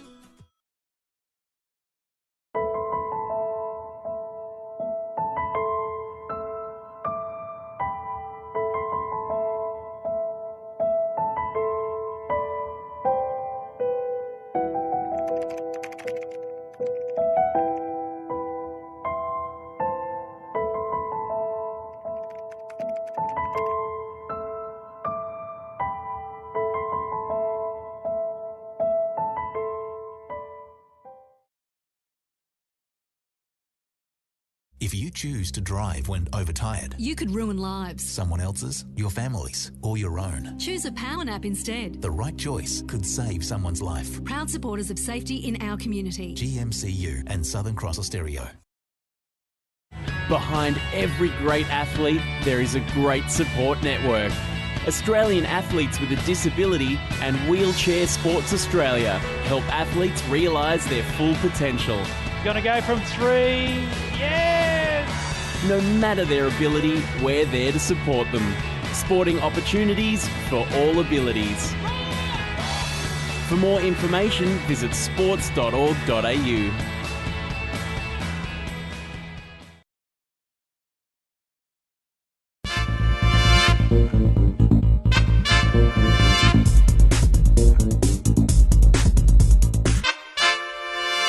This is the 5th year of Overload. I think this is the closest that we've come to the vision that we had when we began. Tom Reimer, Sandon McLeod and myself started this festival with very little money and very little idea of what we were doing. And every year we get kind of, a little bit more idea of what it is that we're doing. And this, I think, this year is the closest to actually distilling that vision. I think it's a very exciting program. It's a diverse program. The Belfast Poets hit town today. Actually, one of them hit town about 3 days ago, and we've been drinking scotch for the last 3 days, and that's been fun. So the Belfast Poets are in town. We have poets coming from all over Australia. We have poets coming from New Zealand. We have a poet coming from Canada. She's so excited. She's bringing a friend with her all the way from Canada just to come to Overload, which is cool. And we have amazing local poets. And I think that that's something that, regardless of where the festival goes and what direction it turns in, it's the local venues and the local poets that make Overload. And it's lovely to have people coming here from other places, but never forget that it's the local poetry scene that created Overload.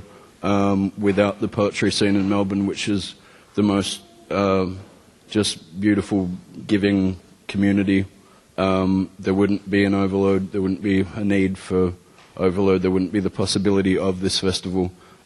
So I'd like to thank the committee, everyone in the committee, and if I go through names I'm going to forget someone, but you're all beautiful and you know who you are. And you can come up and ask me when I'm sane and I will tell you everyone who's on the committee. And my main thanks is to everyone in the Melbourne poetry community who makes this possible every year and is just so fucking beautiful.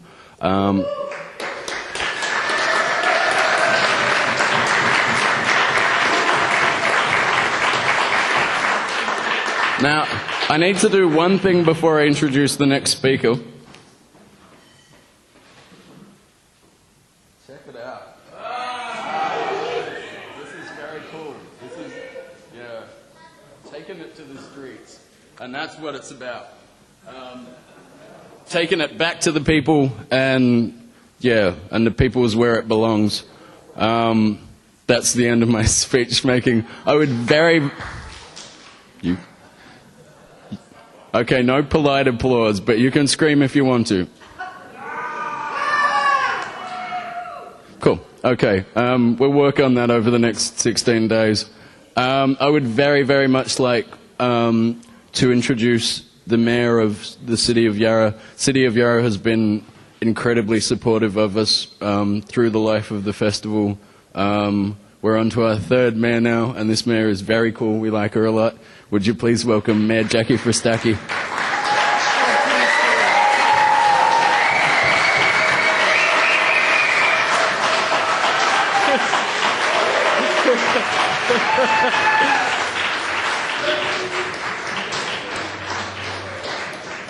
Thank you for that polite, enthusiastic, wonderful applause.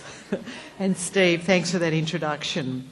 Friends, staff, supporters, tonight's launch of the 2006 Overland Poetry Festival it's a great start tonight. And where else, where better place in Fitzroy or maybe Australia and the world to launch a poetry festival in this wonderful reading room. We're very proud of it. And you can imagine the poetry books that would have been on these walls. And I was just joking to my colleague, this is a work in progress, we're restoring it. We've just had a grant from Heritage Victoria to restore this room more grandly, and we're just currently looking at the sort of books we put in the collection. I just saying to my colleague Sally Isaac, who's the council manager, who's responsible for these arts and cultural programs, as to whether we should fill it with poetry books and nothing but. So.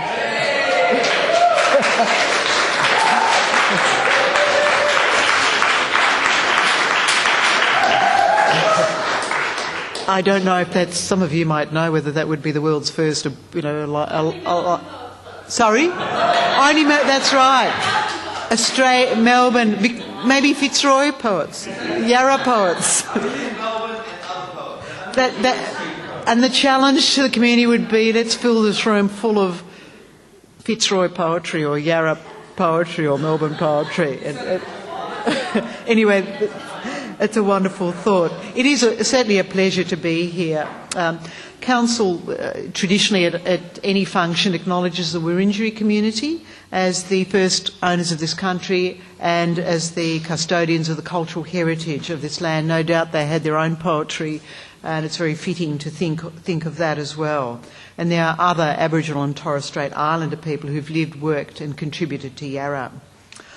I certainly would like to pay my respects, apart from the Wurundjeri elders, I'd like to pay my respects to the notable local poets who are in this room tonight, but also to others who couldn't be here today, and those are the poets, local poets who have passed away just recently. Lisa Belair, an Indigenous poet and a former Collingwood councillor, has passed away in the last few weeks.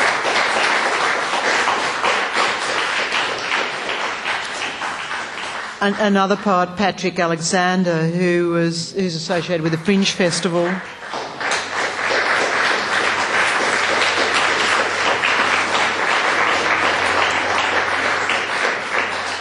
And sadly, another local poet, Amanda Wilson.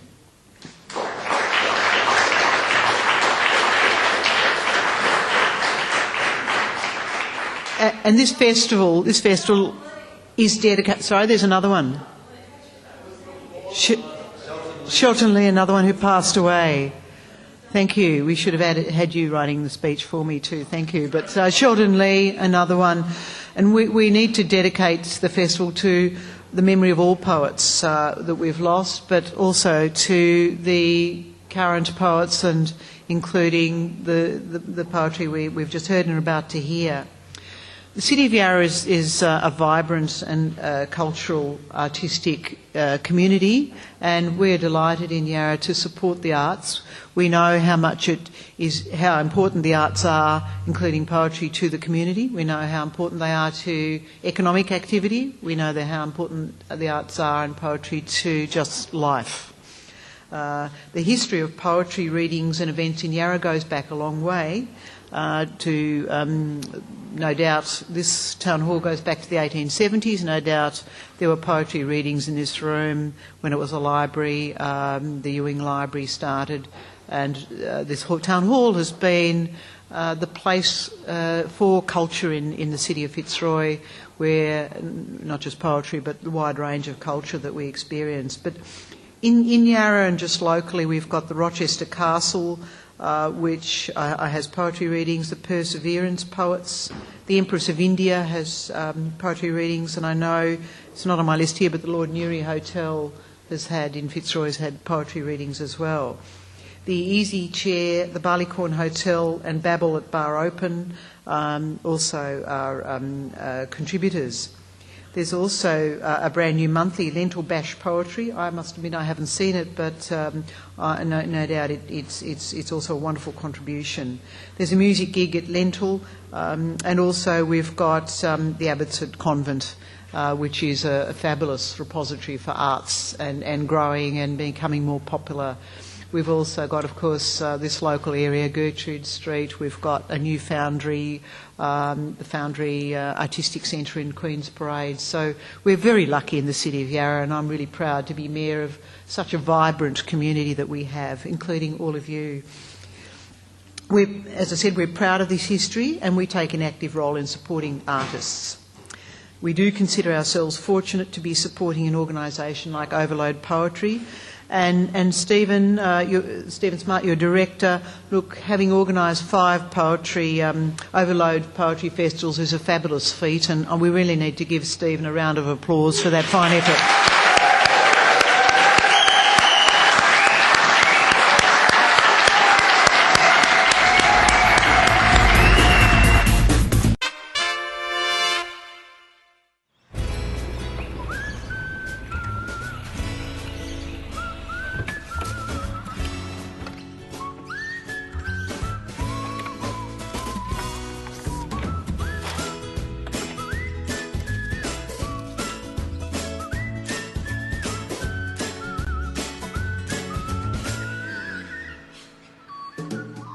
Every new line means 2 more hands. Join us, lions.org.au. 1 in 5 of us are affected. 10% of us will have at least one. And the numbers double for Indigenous Australians. Just as quick as a click of your fingers, it can happen to anyone at any time. What would you do if someone close to you was having a seizure? Imagine if it was your child. My brother has it. My sister has it. I have it. I have it too. You're not alone. You're not different. And you have a bright future ahead of you. So click for kids! I'm Amy Lee, and I'm part of it.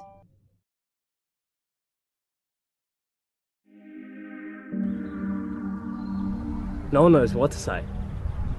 I try and treat him the same as I always have. He didn't want to give up. He just couldn't. Caring for Catherine was tough, but when I look back, it was the best thing we ever did together. It's hard to know how to talk about dying. These people know. If you need to know how, visit lifeanddeath.org.au and join the conversation. I was diagnosed with Parkinson's at 27. I was 46. I was 62. The first symptom I noticed was loss of balance. Was that I was always tired. Was a loss of smell. The most difficult thing for me is not to be able to travel in my retirement. The most difficult thing for me was giving up a career that I loved. The hardest thing for my mum was being pregnant with me.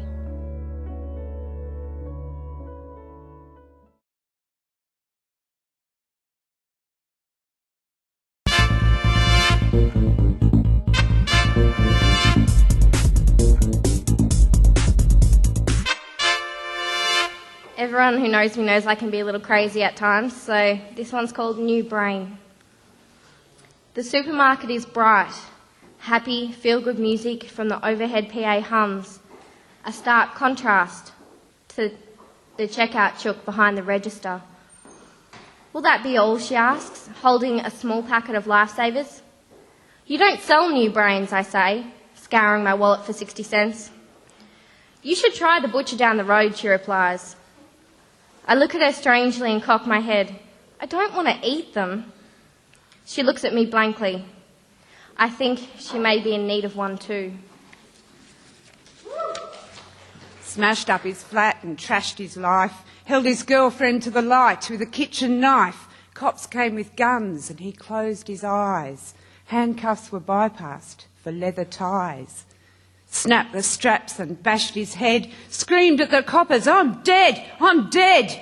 4 swords of Largactyl to bring the bull down, then off in a locked van to Looney Town. In Ward 9 they gave him pills and potions to banish his apocalyptic notions. Rorschach tests at the end of the day.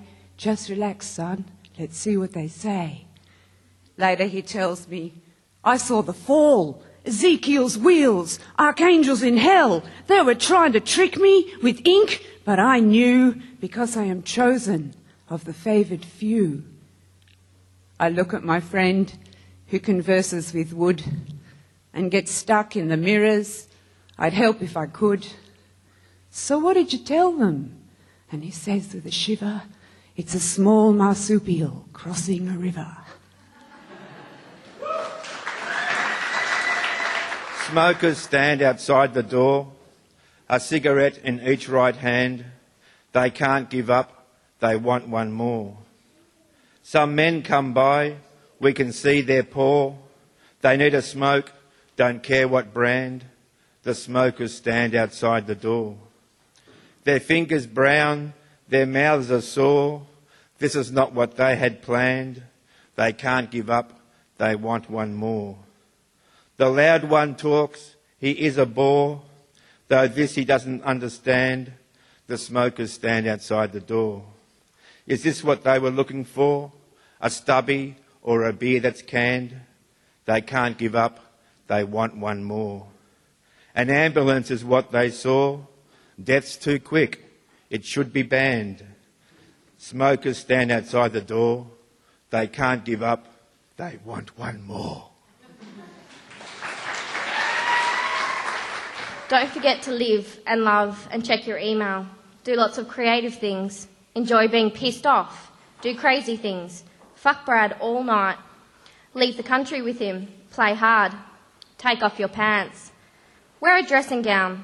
Have some kids. Pop them out. Scream, shout, but don't twist. Write a poem about how much you fucking hate mechanics. How they are the scum of the earth and ride you for all you're worth, particularly because you're female. Write a poem about when you went to Ocean Grove.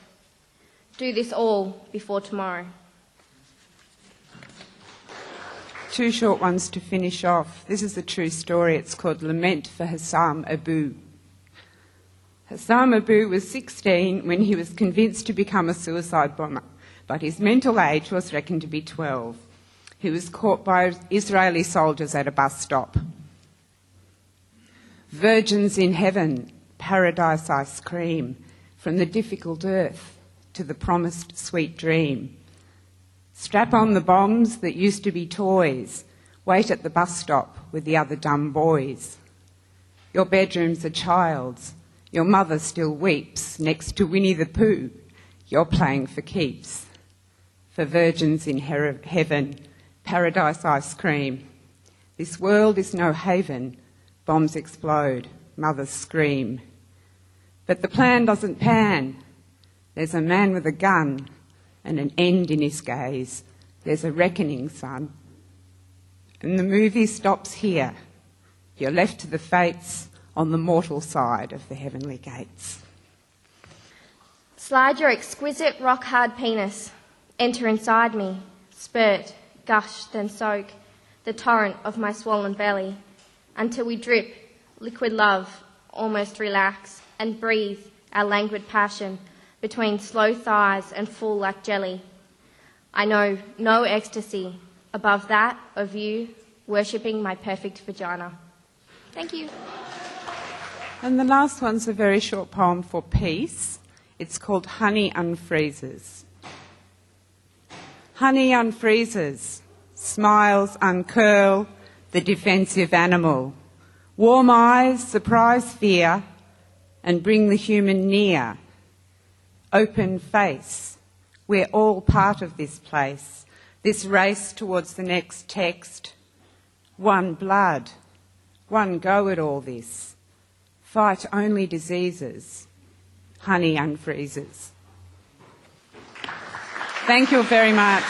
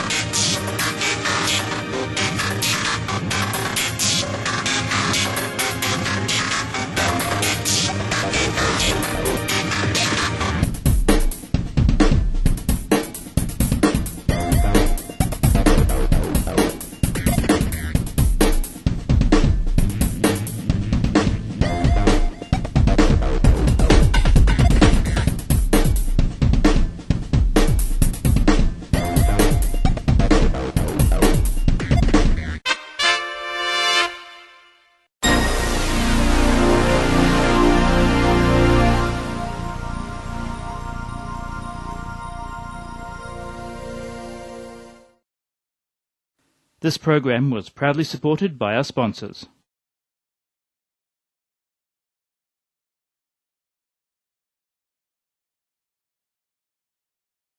They say there's a chance I could die from breast cancer.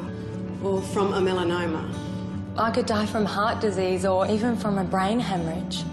Maybe in a car accident. But the fact is, the biggest cause of death for women in my age group is suicide. Please do not let this happen to me. You can do something. Lifeline believes that suicide is mostly preventable. Help us save lives. Find out what you can do at lifeline.org.au.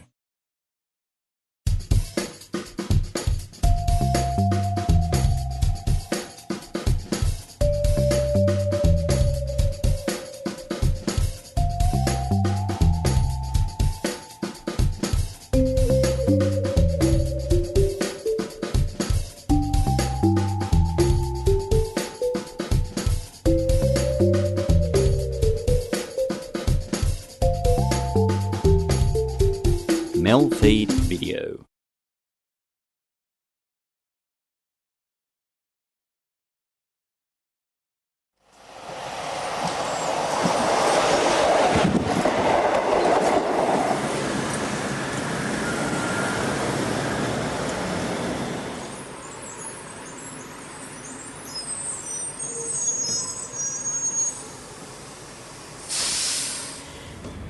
Melburnians are definitely spoilt for choice when it comes to fine dining experiences. However, there is one restaurant which does stand out from the crowd, and that's the Melbourne Colonial Tramcar restaurant. And tonight, we're going to jump aboard if we can and check it out for ourselves. Aha, lo and behold, there we have someone who might just help us get aboard this tram. Come with me. Excuse me. There's a list, we're not on it. I believe you have a list there of people going on the tram. We do. Going to enjoy a lovely evening, whining and dining. Very much. And our names aren't actually on that list. Well, so why are you here? Well, we're actually going to try and bribe you maybe with a, maybe slip something in your pocket and maybe get on that little list then. It was only 20 though. Just only, it's IOU. Did you take IOU? Exactly, and I also take MasterCard, bank card and Visa. Fantastic. The director will fix you up with that one. Or your telephone I'll number. take that. Write that down. Okay. It's that's right, 0055. No, 0055 number, yeah. Stick to the original. Fantastic, that'll be 3. We can organise that for you. But for $20 they can only stand up at the back. Oh yeah, no, they'll be in the stalls. They'll be in the stalls. We don't cook. With the drive, no. So where's the tram? The tram's stand at the depot. It's coming down. Gets here at about. Gets here. Oh no. Is that's the tram? That's that tram. I said, honey, just take them. Give them the money. So stand at the depot. We come down here right on course. That's not our tram. We'll wait for our tram. The restaurant one is a distinctive maroon colour, and it's a dead giveaway because it has restaurant written on the side. Just going to check we're on the list. I've paid my money. I'm just going to check we're on the list. Hi there. Hey, we're on the list. You're on the list? Yeah. Northern Access Television. That's us. That's it. You're around on 6B. Fantastic. Thank you. Outside. That's who you know. You're a chef for the evening? Lovely having you on board. It's must ever go on the end of the train. Fantastic. Come on. Come on, Michael. As long as you promise not to take the silverware as a souvenir, please. You must leave that on the table. Now we have for you 3 courses already on the table as your appetizer, which goes beautifully with the champagne. And then we have entree, we have main course and dessert. And we'll ask you please to make your choice of main course and dessert, both at one time. And we'll come and take your order very shortly for both those things. And if you choose the filet mignon, tell us how you'd like it done, and Lawrence will cook to your request. That journey's going to take us down to St Kilda Beach and then back along St Kilda Road to finish off. Sit back and relax, enjoy yourselves. Thank you very much.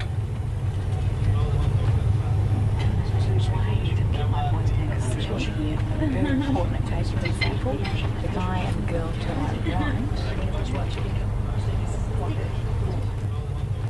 are celebrating the 4th anniversary. Isn't that incredibly remarkable? Actually, can I have a moment of your time, please? I heard a whisper that the owner of the Colonial Tramcar is actually on the tramcar this evening. Lots is of that whispers correct? happening around here, don't they? Lots of vicious rumours. He may be. He's just checking out how good the staff are. Fantastic. Okay, you've got nothing to worry about in that department? I hope not. Right. Now, I know that $20 probably won't stretch very far. So you've got another 20? But I was wondering whether it'd be possible to maybe join him at his table, maybe later on in the evening. He's down the other end in the first class section of the Fantastic, okay. I will try and make a convenient opportunity for you to go down and sit with Mr. Opie and have a bit of a chat to him. Great, that'd I'll be have greatly to get rid of appreciated. the other good-looking women who are sitting with him. They'll have to move so you can come and sit with him. I'm sure he won't be disappointed. Now I'm sitting with owner and manager Craig Opie. Thanks very much, Craig. Good to see you, Jacqueline. Do you get a lot of people doing that, maybe accidentally flagging the tram down thinking it's a real tram and they're waiting for the conductor to take their ticket and take them to maybe North Melbourne or South Melbourne? Yeah, they do, although most people, I must admit, book to come on the Tramcar restaurant and they only hear that the clank of the cutlery and the clang of the bell rather than just waiting at the tram stop for the trams to pick them up to take them from Melbourne to Kew or wherever that may be. Do people sometimes, when they get off the tram, actually, or you get the tram taking them home maybe? They get off during, No, after well, the they finish course? 11:30 at night after they've had a very lovely night on the Tramcar restaurant. Some of them hop off, they don't even know where they are. It's and it's not because of alcohol, it's actually because all they've the had a alcohol's good thrown night. in, isn't it, with the cost of the meal? One price, without trying to sell a tram, covers everything, which is all your food and all of your drinks on the Tramcar restaurant. But it's a very different night out, and we tend to pitch it as a special occasion restaurant. People tend to bring, perhaps if they've got proposing to their fiancé, or they might have an anniversary or a special birthday occasion, they come aboard the Tramcar restaurant because we're very, very fortunate in Melbourne and indeed in Australia that we have magnificent restaurants. But actually this is the only truly travelling Tramcar restaurant in the world, so it's actually a very different restaurant and people like to experience that. So when they have a special occasion they tend to put their hand up and book the Tramcar restaurant. I'm actually surprised that there's no other Tramcar restaurant in the world. No, this is like a world first. It's a world Three first. of the world first. World first. Look, they operate. We're very fortunate here in Melbourne in that we have a magnificent tramways network that covers over 100 kilometres of track. It's a very, very flat descent, and we pay attention to the little things in life, the way that the crockery is placed on the table, the type of cutlery we use, the way we fold the napkins, the way all of our staff are trained in 2 or 3 the different fact languages. that the carnation's actually real and not to silk. They are real. The real thing. That's actually a nice touch on the tram, and often people comment on that they see people at 11:30 at night parading through the streets of Melbourne with a carnation, and it's synonymous with the Tramcar restaurant experience. Now, people name their boats. You've named one of your trams Valentine. You've got names for the other two? No, actually Valentine was named Valentine because we launched it on Valentine's Day back in 1994. So that's why we called it Valentine. The other two is the 1927 tram is number 442, and that's the oldest operating tram in Melbourne. And our other Tramcar restaurant's what they call a W6 class tram, and for those tram buffs they'd understand that. And that used to trundle the circuit around Camberwell back in the early 40s, that tram. What sort of special occasions do you have? Do you have a lot of, how many proposals do you have? You like a lot of people shrieking? No, we would actually probably average joy? about 3 a week. In fact, some of the people are a bit timid and intimidated asking their future fiancés to marry them, and we've actually had our staff that have been asked to propose on behalf of couples on board the tram, but we'd probably average 3 a week. But as you can see, the surrounds are very conducive to that sort of romantic Very feel. romantic. Yes. Pullman style 1930s, I read. Yes, it is. It's the decor is reminiscent of the Orient Express, which is Pullman style decor, and what we've tried to do is capture something from the 20s, early 20s and early 30s in Melbourne. It's the sort of the Squizzy Taylor sort of feel of what Melbourne was like. Well, I've managed to give Craig the slip for a moment there. I've just said I'm going to powder my nose. We're actually going to pop into the kitchen, say hi to Mark and have a bit of a look at what happens in there. Follow me. Hi Mark, thank you so much for sneaking me on the tram. That smells absolutely delicious. What have we got for dinner tonight? We're going to have some beautiful filet mignon. And if you just give me 1 sec. So you don't burn your hand? Yep.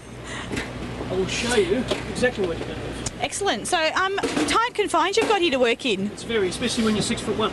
That's right, yes. Especially when you have a couple of waiters walking through. This is our bar area as well, so you have waiters walking through. Our bar area too. Very because it's all drinks included, isn't it? All drinks included, yep. So we have the microwave. Yeah, we've got just an oven here. We run off 600 volts of power, so this is our oven. We keep our plates nice and warm down in here. And then we run off 2 convection microwaves that are a bit much stronger than what your microwaves are at home. They run off air and electricity, and they work very, very strongly. So this is the filet mignon. Put some veggies on as well. And I like a lot of veggies. You do like? Yes, I do. I'm a very healthy living girl. We have a rule in the Tramcar: if you don't eat your vegetables, you don't get your chocolate mousse. Oh, I can't remember that. I might have to slip some under the table or onto Craig's plate. It's been baked in the oven in our kitchen, in our main kitchen, where everything's prepared. We cook it all on the tram. But everything has to be prepared. So it's just heated up on the tram? No, cooked. Cooked. This is all raw when it comes to me. It's all raw and the fillets. And we cook it here. And we're actually cooking on the tram. But obviously we can't we can't prepare here because the kitchen space doesn't allow us to prepare here. Because you're 6'1". Well, not only that, it's just this is no bench space here for anything, you know? And we can plate 6 meals at a time. We're doing 3 courses of dinner for in 36 people in an hour and a half. So you need to be able to work quickly and work efficiently, so it doesn't have that. And to top it all off, we've got a delicious gravy. It's actually... is that a mint gravy? No, it's done with seeded mustards, mustard seeds, a little bit of red wine, some beef stock. And there we go, that's here's the filet mignon that people pay for dinner, and it actually also tastes as good as it looks, I can guarantee you. I've had many. Fantastic. Well, I might just pop back to the table and enjoy that. I'll bring it out for you. See you soon.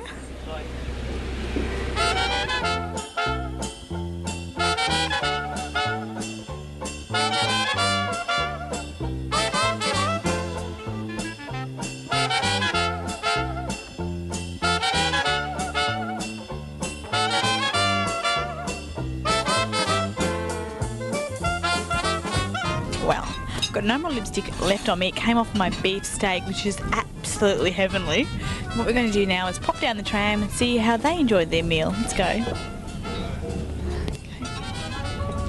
Good evening. Sorry to interrupt. You're halfway through dessert there. Are you enjoying yourselves this evening? Yeah, it's really good. It's a really cosy atmosphere.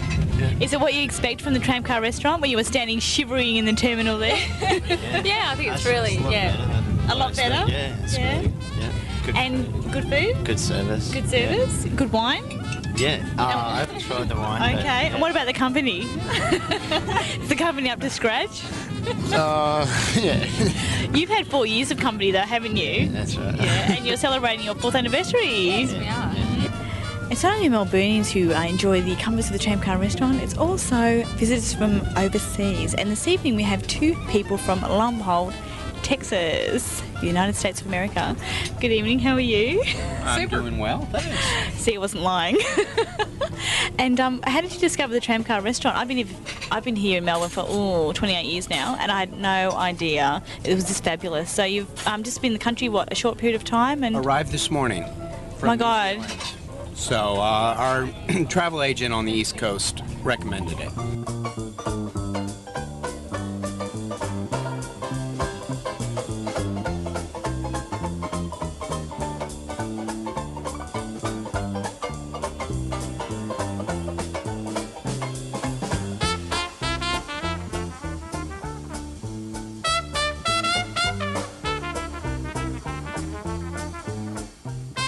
Come on, Jacqueline, time to go. All good things have to come to an end. I've asked you to leave. Come on. Oh, but I don't see anybody putting any chairs on the table. Well, we can't put these chairs up now, but we have to go back and we have to get the next group of people for our 8:30 dinner. What if I want to stay longer? How much more money you got in your pocket? Another $20? Make it 30. Another Make 20. it 30. I tell you 30? what. 30? Yeah? You got 30 bucks? Done. I tell you what, why don't you skip dinner and just come out with me Oh, for 30 fantastic. bucks? You're on. Sounds a good deal, yeah.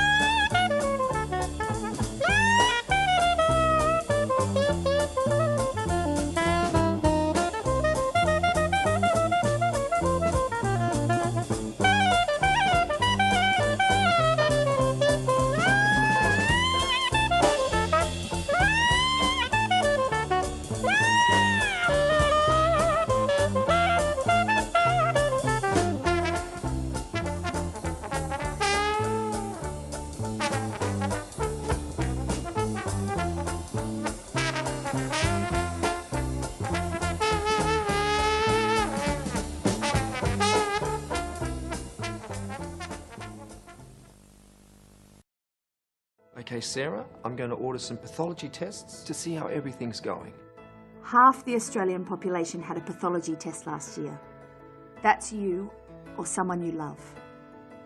100 tests are performed every minute, delivering vital medical information. From the moment you are born, your healthcare depends on pathology tests. 70% of medical decisions rely on information from pathology tests. Pathology is the engine room of healthcare. One small sample can reveal millions of insights all about you. Pathologists are your doctor's doctor. 25,000 people work to provide doctors with the answers they need to treat you. Australian pathology is world class. We may never meet you, but we see each of you as part of our family. Every minute, 23 Australians find out more about their health. Good news, Sarah. The results show that everything's okay. Pathology provides peace of mind. I rely on Australian pathology. Sign up online to support Australian pathology.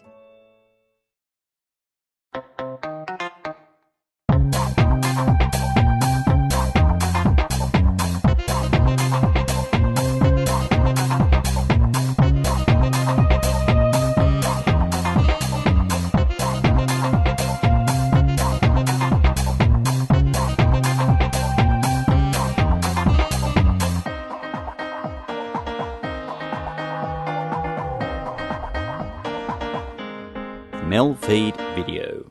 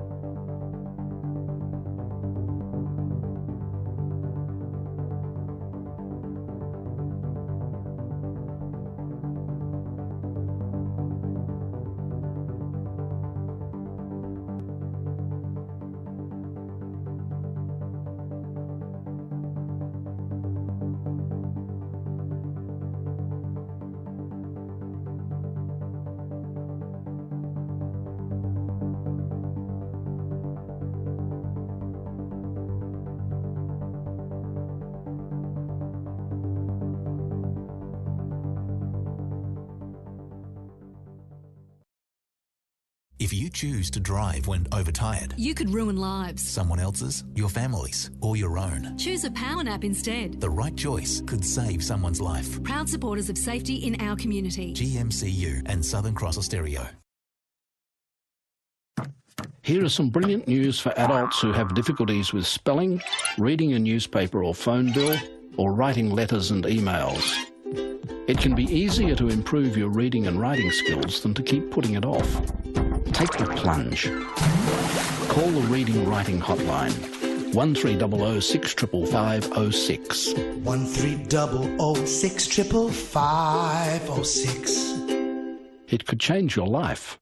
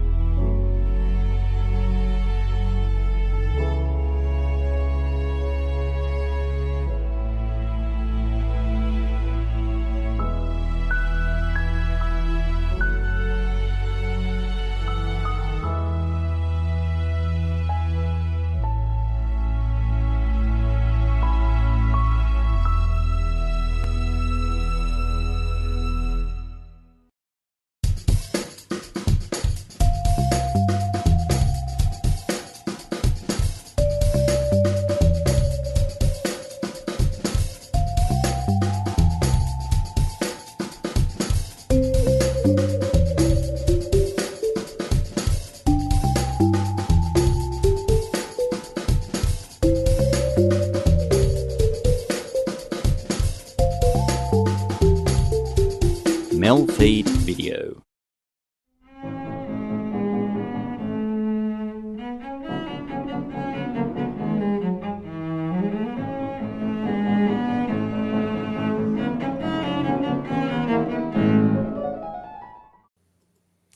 Welcome to the CEC Report. It's the 16th of March. I'm Robert Barwick and I'm joined today by CEC leader Craig Isherwood. Welcome, Craig. Yeah, thanks, Robbie. Welcome back. Thank you. In this week's CEC Report, fight for a Glass-Steagall banking separation. It's the financial establishment's greatest fear. And second, spy poisoning accusations against Russia are blatant disinformation. So first, fight for a Glass-Steagall banking separation. It's the financial establishment's greatest fear. So Craig, we've had an extraordinary development this week because the Banking Royal Commission has commenced in Melbourne. And as we've been reporting on this show, there was a big push for a Royal Commission because the banks have just exploited, looted, abused their customers with impunity for a long time, right? And there's so much rage in the community. And there was this backbench revolt brewing, etc. And the Liberals were determined there wouldn't be an inquiry Royal Commission. And finally, it became overwhelming. And Malcolm Turnbull jumped before he was pushed.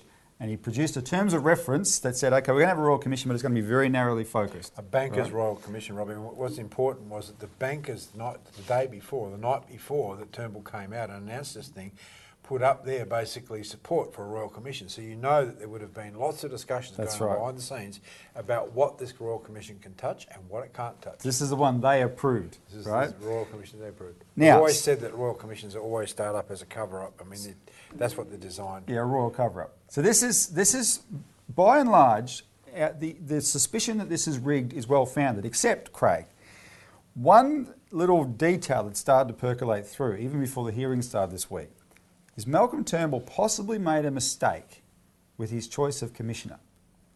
Because the feedback we're getting is the commissioner, Kenneth Hayne, is a straight shooter.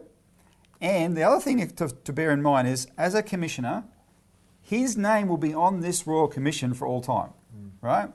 And even though the government wants it to be a cover-up and the banks want it to be a cover-up, he has a bit of a say in this, right? And so far he's put the banks through their paces, etc. Anyway, Whatever has happened is enough to spark a real freak out among the banks and among the editors of the Australian Financial Review. Now, the Australian Financial Review is the banker's mouthpiece. That's who they are. And they opposed this Royal Commission right up to when it was called, right? They were vitriolic against any sense that it was needed at all. Nothing to see here, don't look here. This is a terrible, terrible newspaper, really, how blatantly pro-banker they are. So they produced an editorial this week, though, and what they said in this editorial, Craig, they said, here's what we fear about the Royal Commission. Here's the biggest problem that we identify.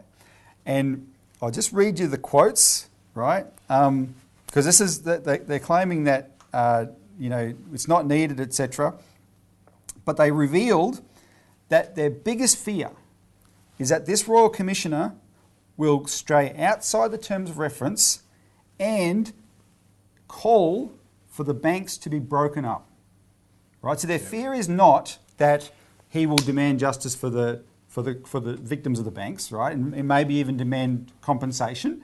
That's the kind of scope it's got. That's not their fear. Their fear is this will lead to a structural reform. So here's the quote. They said, quote, "The Hayne Commission is not designed to be an inquiry into how our entire successful banking industry has been structured, and nor must it become one." That's them giving them an order. You must not look at that, right? Then they went on to say the worry is that the magnitude of expectation out there of what this Royal Commission could deliver, and there is a magnitude of expectation, Craig. People right around Australia are hanging on the hearings of this. We're getting feedback from it. Quote, "sets up the expectation that some radical overhaul of the banking system should follow, such as a forced breakup of their activities," and then they specify later what they mean by that, "the vertical integration of banking, insurance and wealth management." So in other words, this is what you've got, the way we put it in our publication this week, Craig, is what the Fin Review is saying, and this is not to blow our trumpet, but there's a very important point here. On the one side of this fight over banking in Australia, you've got the whole financial establishment, the Fin Review, the banks, etc. On the other side, you've got the CEC. Not that we're the greatest, but it's the CEC that have made this the number one issue, that it's the structure of banking that has caused all these problems, and the only solution to the banking crisis in Australia is that structure has to be broken up. Robbie, people have to remember that this massive fight we went with APRA to try and stop this legislation, particularly try and stop the bail-in legislation that's now gone through. We call it bail-in legislation because by default, in this legislation, as we were demanding and others were trying to do, deposits were not excluded from bail-in. And for those new viewers, bail-in means where the banks have the right to literally confiscate your deposits.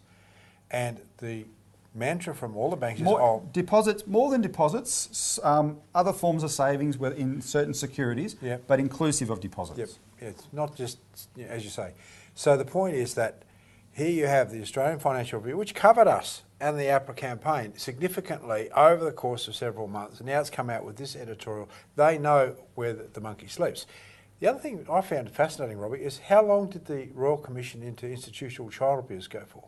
Was it 5 years? Quite a long time. More than a year. This is very restricted. This Banking Royal Commission's got 1 year to report, and yet these other Royal Commissions go on for 3, 4, or 5 years. Now here you have one of the most important aspects of the Australian economy, and this is why it's a cover-up. It's been guillotined, I should say, to close in February. Now, if there was actual serious Royal Commission, you would be looking at the structures of the bank and all of this, but they're terrified because they know the fact is that there's another global financial crisis coming down. They've put into place the laws to be able to steal people's deposits, and they're trying to cover this up as much as they possibly can. And the last thing they want to do is go through the criminality of organisations like APRA, which is documented, we've documented in our publications, because that would really blow the whistle. Well, it just so happened the day before the Financial Review editorial, the day before, we had produced a flyer for the Royal Commission headline, "Banks are structured to exploit customers. The Royal Commission must investigate APRA and banking structure." So that's what I'm saying. It's the CEC on one side, and most of Australia is behind us. Our viewers are, etc., whether they know it or not. But just one question before the break, Craig, is that a lot of people out there have sort of been taking on this banking issue from the standpoint of being victims of the bank and being upset at being ripped off and hoping they can get some compensation. But shouldn't they take a lesson from this editorial, understanding what the bankers think and realise, okay, yeah, fight for justice through the Royal Commission, but fight to solve the problem overall by joining the CEC's fight for Glass-Steagall? It's a political fight first and foremost, Robbie, because look, the issue is that the banks are no longer under the control of our government. They completely dictate the policies of banking in this country. Now, this was never the case, not always the case, you would say. Go back to the war and look at Curtin and Chifley and how they used the Commonwealth Bank to regulate the private banking system so there wasn't profiteering made out of the war when things got scarce and so forth.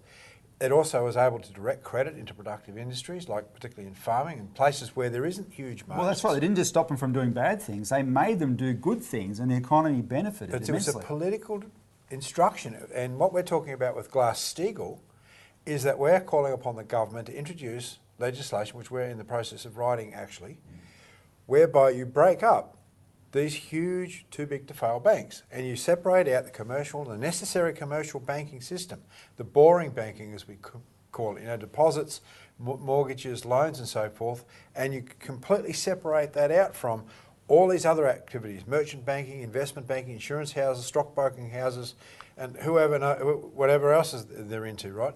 The point is that other part of banking isn't banking. It never was banking and shouldn't be classed as banking. So in terms of people, taking up this larger fight, we are going to have legislation soon, Craig, to distribute all around Australia, and that's going to be the next stage of this.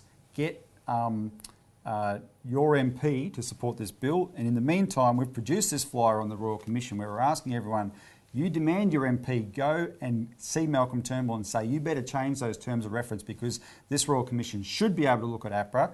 Also, send an email to the Royal Commission itself, to the Royal Commissioner, Kenneth Hayne, and say, listen, Mr Hayne, please, you request the right to be able to look at APRA, right, and look at the banking structure, i.e.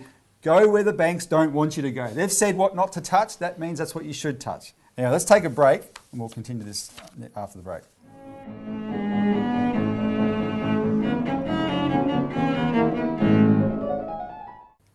Welcome back.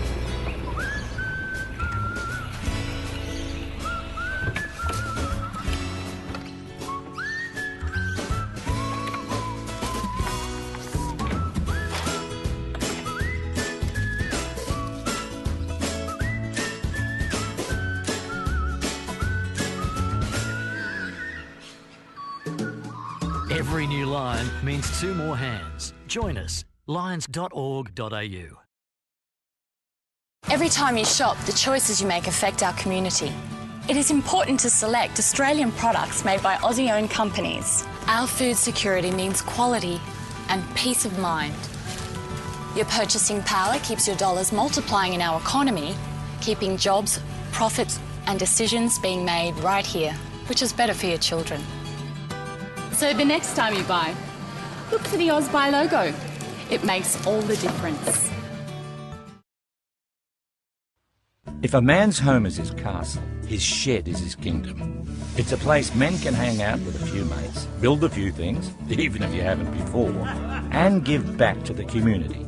No man should be without a shed. The Australian Men's Shed Association is working to provide a shed for all Australian men, and they have over 400 already. Visit your local shed, build your community, and make a difference. Find a shed near you. It's time to give back. Welcome back to the CEC Report, where we've been discussing how the banks have made it clear and the Financial Review has made it clear the last thing they want things like the Royal Commission to look at is the question of should banks be broken up and Glass-Steagall. Now, Craig, this segment, we've got a special just-in off-the-ground report or on-the-ground report from Western Australia, where we've had a crew over there deploying as part of our campaign in the streets, right? So just before we go to that, though, I just want to report some of what the reason we did it. In terms of the campaign we're on, we've made a huge splash, it must be said, and we've been reporting this a little bit. But what's happening is we're getting this feedback where members of parliament are really feeling the heat over the way that bail-in law was passed in February, right, on Valentine's Day. And so they should. And so they should, because a lot of people are totally furious. and these MPs are not taking it lying down. Now, we are not telling people, by the way, the CEC is not telling people go and harass your member of attack your member of parliament for doing this.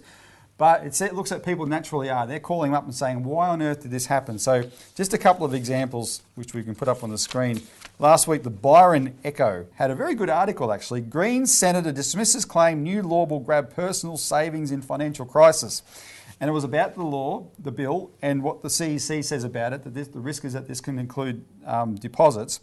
Then they quote Green Senator Peter Whish-Wilson, who spoke to the bill on the Senate floor, told the Echo that the CEC are, quote, full of shit.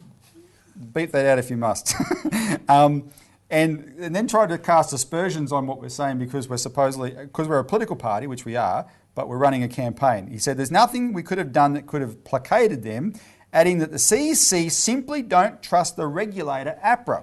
Oh, hallelujah. Quote, trust holds the financial industry together, he said. That was his only refutation for us saying this could include deposits. Trust me. Trust me, trust APRA. No, Senator Whish-Wilson, you don't trust APRA. And remember, as I've said here before, what made me particularly cranky at him when he gave his speech is I was there in Parliament House with a former APRA employee, Dr. Wilson Sy, and Whish-Wilson refused to meet him, right? So he can trust APRA all he likes, but he didn't want to meet the guy who could have given him grounds not to, and that's dishonest, right? So I'll say that. Anyway, so he's feeling the heat. Another one who felt the heat was Senator David Leyonholm, who was in the Senate when it passed. He said it would be appreciated if the people from the CEC would stop telling lies about me and my vote on the bill. He said there was no vote on the bill. It went through on the voices. I moved the second reading amendment. However, it failed to attract support. Well, that, I don't know what sort of excuse that was. The fact is he was there. He didn't say nay, and the bill went through on the voices, and he's claiming, well, I didn't vote for it. I don't know what he's actually trying to say. The point is he's saying it because he's feeling the heat, right? Because a lot of people are now taking this very seriously. So let's go to our on-the-ground report from Western Australia to Ben Pearce, and he's talking to us from the Hay Street Mall. This is Benjamin Pearce for the CEC Report in the Hay Street Mall in the city of Perth. We're out here organising the population against the bail-in laws that have just been passed and for a full Glass-Steagall separation of the Australian banking system. We're getting a good response here so far. I've got the Western Australian State Secretary, Jean Robinson, here with me. Hello, Jean. Hi, Ben. Can you comment on the response that we're getting out here in the mall today? It's very, very good. It's actually excellent because we've always wanted to come organise and have field tables here in Perth. It's always been not allowed, basically, but now things are changing, and what we're finding is that we're having huge recognition, particularly of the CEC report itself. So there's a lot more people willing to actually get on board and help. We're getting people to subscribe to our weekly newsletter, and also we're actually in the process of producing some draft legislation which we're asking everybody to take to their state and local federal members of parliament, because this is urgently needed, considering now the bail-in legislation is actually federal law in Australia. One thing I've noticed, because we've been here organising for the last 2 weeks, we've been hitting up suburbs around Perth. This is the second time we've deployed in the mall here. We also spent a couple of days at the Wage and Woolarama show, which was a couple of hours out at Perth, and got a good response there as well.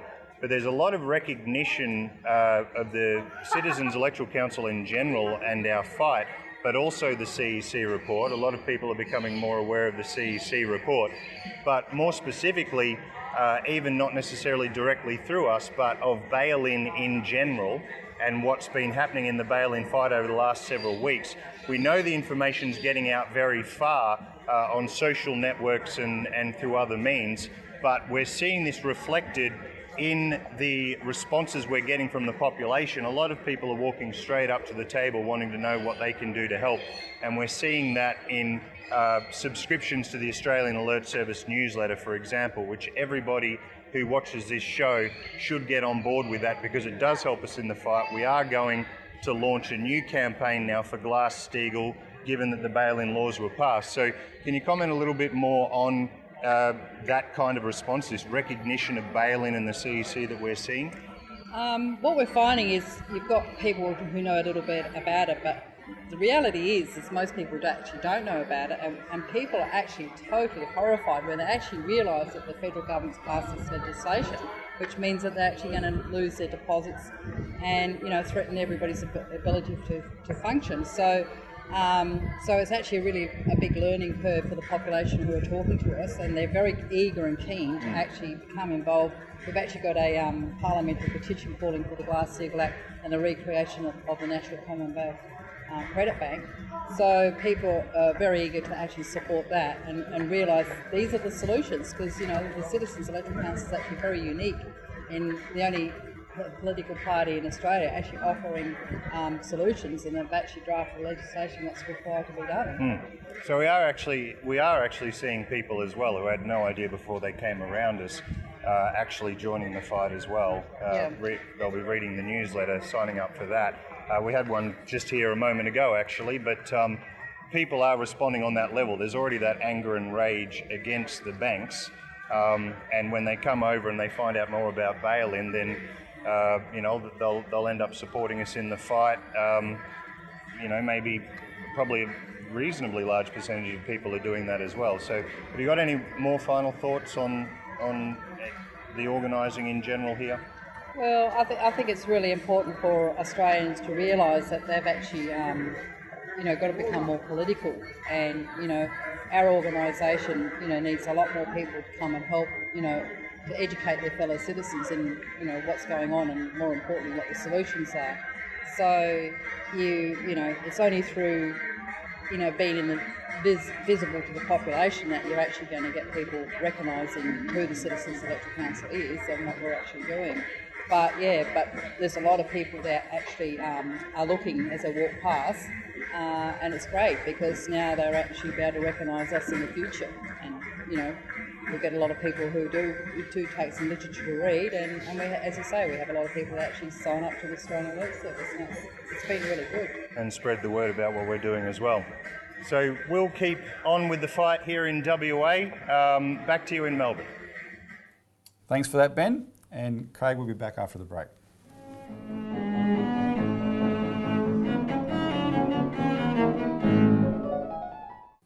Behind every great athlete, there is a great support network. Australian Athletes with a Disability and Wheelchair Sports Australia help athletes realise their full potential. Gonna go from 3, yes! No matter their ability, we're there to support them. Sporting opportunities for all abilities. For more information, visit sports.org.au. Australian women need to kiss more. Watch out for persistent and unusual symptoms, as they could be a sign of ovarian cancer. Know the important signs and symptoms. Kiss. Look out for symptoms like abdominal or back pain, difficulty eating or feeling full quickly, or persistent bloating, or a change in toilet habits.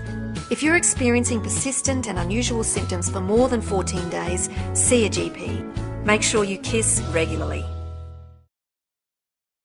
My name is Logan. I'm 12 years old and I have Duchenne muscular dystrophy. My muscles are degenerating and I was put into a wheelchair 2 years ago. Soon I won't be able to move at all. The majority of people affected will not live past their 20s, including me. So we need your support to improve our quality of life until a cure is found. Welcome back to the CEC Report. Finally, spy poisoning accusations against Russia are blatant disinformation. So Craig, this is the big issue of the last few days, right? Theresa May has come out and said it is highly likely that Russia poisoned this ex-spy. The problem is they got no motive whatsoever, and they're not presenting any evidence whatsoever. Anyway, we're not going to deal with all the facets of it. People can read that. We will do some stuff in our alert service in the future, all the different contradictory intelligence we're talking about. I want to focus on one thing that viewers will have a handle on. Look at the way our media is reporting it. And what you're hearing is, you've all heard that Theresa May has said Russia did it and that's the news. But have you, the Australian viewer of television news, heard that while Theresa May has said that Russia did it, The leader of the opposition, who sits across from her in Parliament, Jeremy Corbyn, has questioned her rush to judgment and said, where's the evidence? Our media is not reporting that. So let me just play two videos.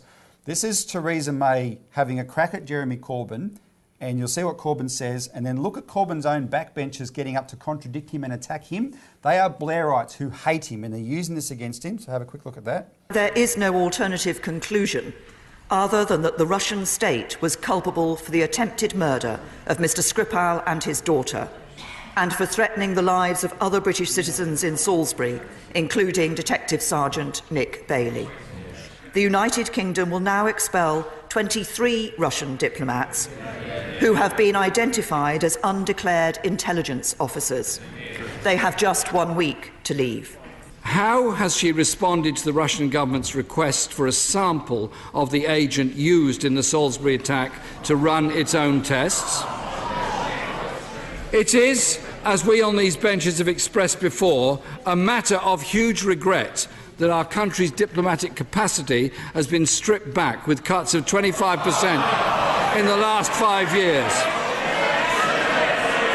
This is not a question of our diplomacy, of what diplomatic support we have around the world. This is a question of the culpability of the Russian state for an act on our soil. It was clear from the remarks that were made by backbenchers across the whole of this House on Monday that there is a consensus across the backbenches of this House. I am only sorry that the consensus does not go as far as the right honourable gentleman. Ms. Kendall. Thank you, Mr. Speaker. I welcome the Prime Minister's statement, agree with her analysis and fully support the government's actions. Bradshaw. Can I assure the Prime Minister that most of us on these benches fully support the measures that she has announced today? Chris Bryant. I completely support everything that the Prime Minister has said today.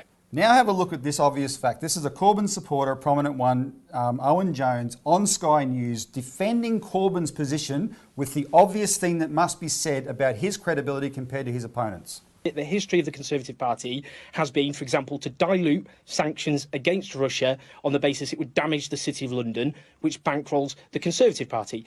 As for having a so-called united front, I remember all too well the Iraq War, which the Henry Jackson Society and its key figures were principal cheerleaders on. I remember Libya, when we were told that anybody who opposed the Libyan war was a disgrace, was a stooge for Colonel Gaddafi. And Helmand Province, that anybody who opposed or criticised the government's stance on the basis that we should be united as a country against, and anybody else was a stooge of Saddam Hussein, of Colonel Gaddafi, of the Taliban. And what happened with the attempt to bully people into silence was those people who still now walk the stage of politics and who are splashed across the media as statesmen, as sensible, hard-nosed individuals who understand reality, while all the people, like Jeremy Corbyn, every single time who was vindicated is portrayed as a traitor and a coward. It was Jeremy Corbyn who was standing isolated then back in the 1980s when Britain backed Saddam Hussein as he gassed the Kurds. It was him who was one of those arrested opposing apartheid South Africa, whilst the Conservatives said they were a terrorist organisation. It was him, yes, who opposed the Iraq War, with the deaths of hundreds of thousands of people and the deaths of 189 or so British service personnel. And yes, one of about 6 MPs who opposed the war in Libya, which turned that place into a safe haven for Islamist extremists, fanatics and ISIS, and we saw the rise of ISIS across Iraq, of course, as well. The same people, over and over again, who are the architects of the biggest foreign policy catastrophes of all time, are still treated as sensible, moderate, hard-nosed people like the Henry Jackson Society, and in any decent world or society with any justice, these people would have absolutely no credibility on any subject whatsoever, and yet they still walk the stage as though we should treat them seriously, when Jeremy Corbyn was far more right than they were on the biggest foreign policy calls of our time, and I think they should be a little bit more humble about it. Alan. So for more information on anything we've discussed, call in and get a free copy of the alert service. Otherwise, we'll see you next week.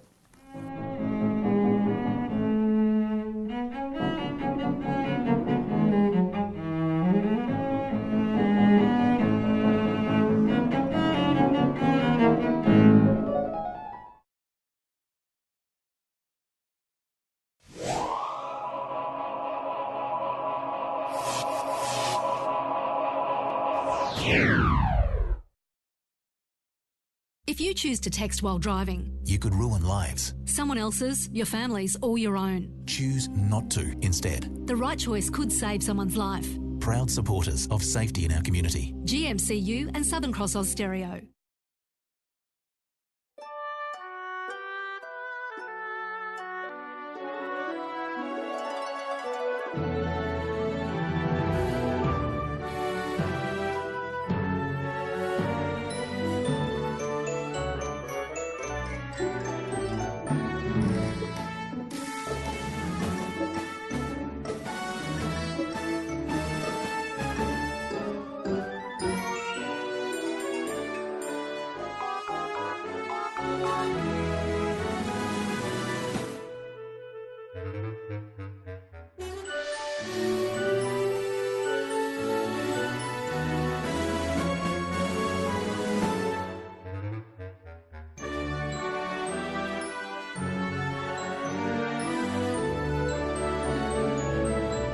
RSPCA, for all creatures, great and small.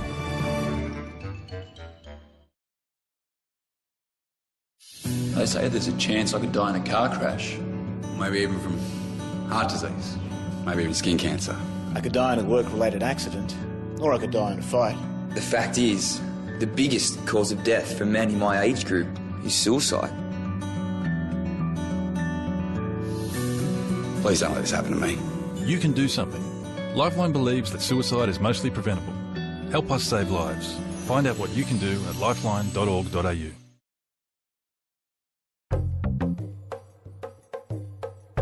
MELfeed Video is about to close operations for tonight, but we'll be back with you next Wednesday evening.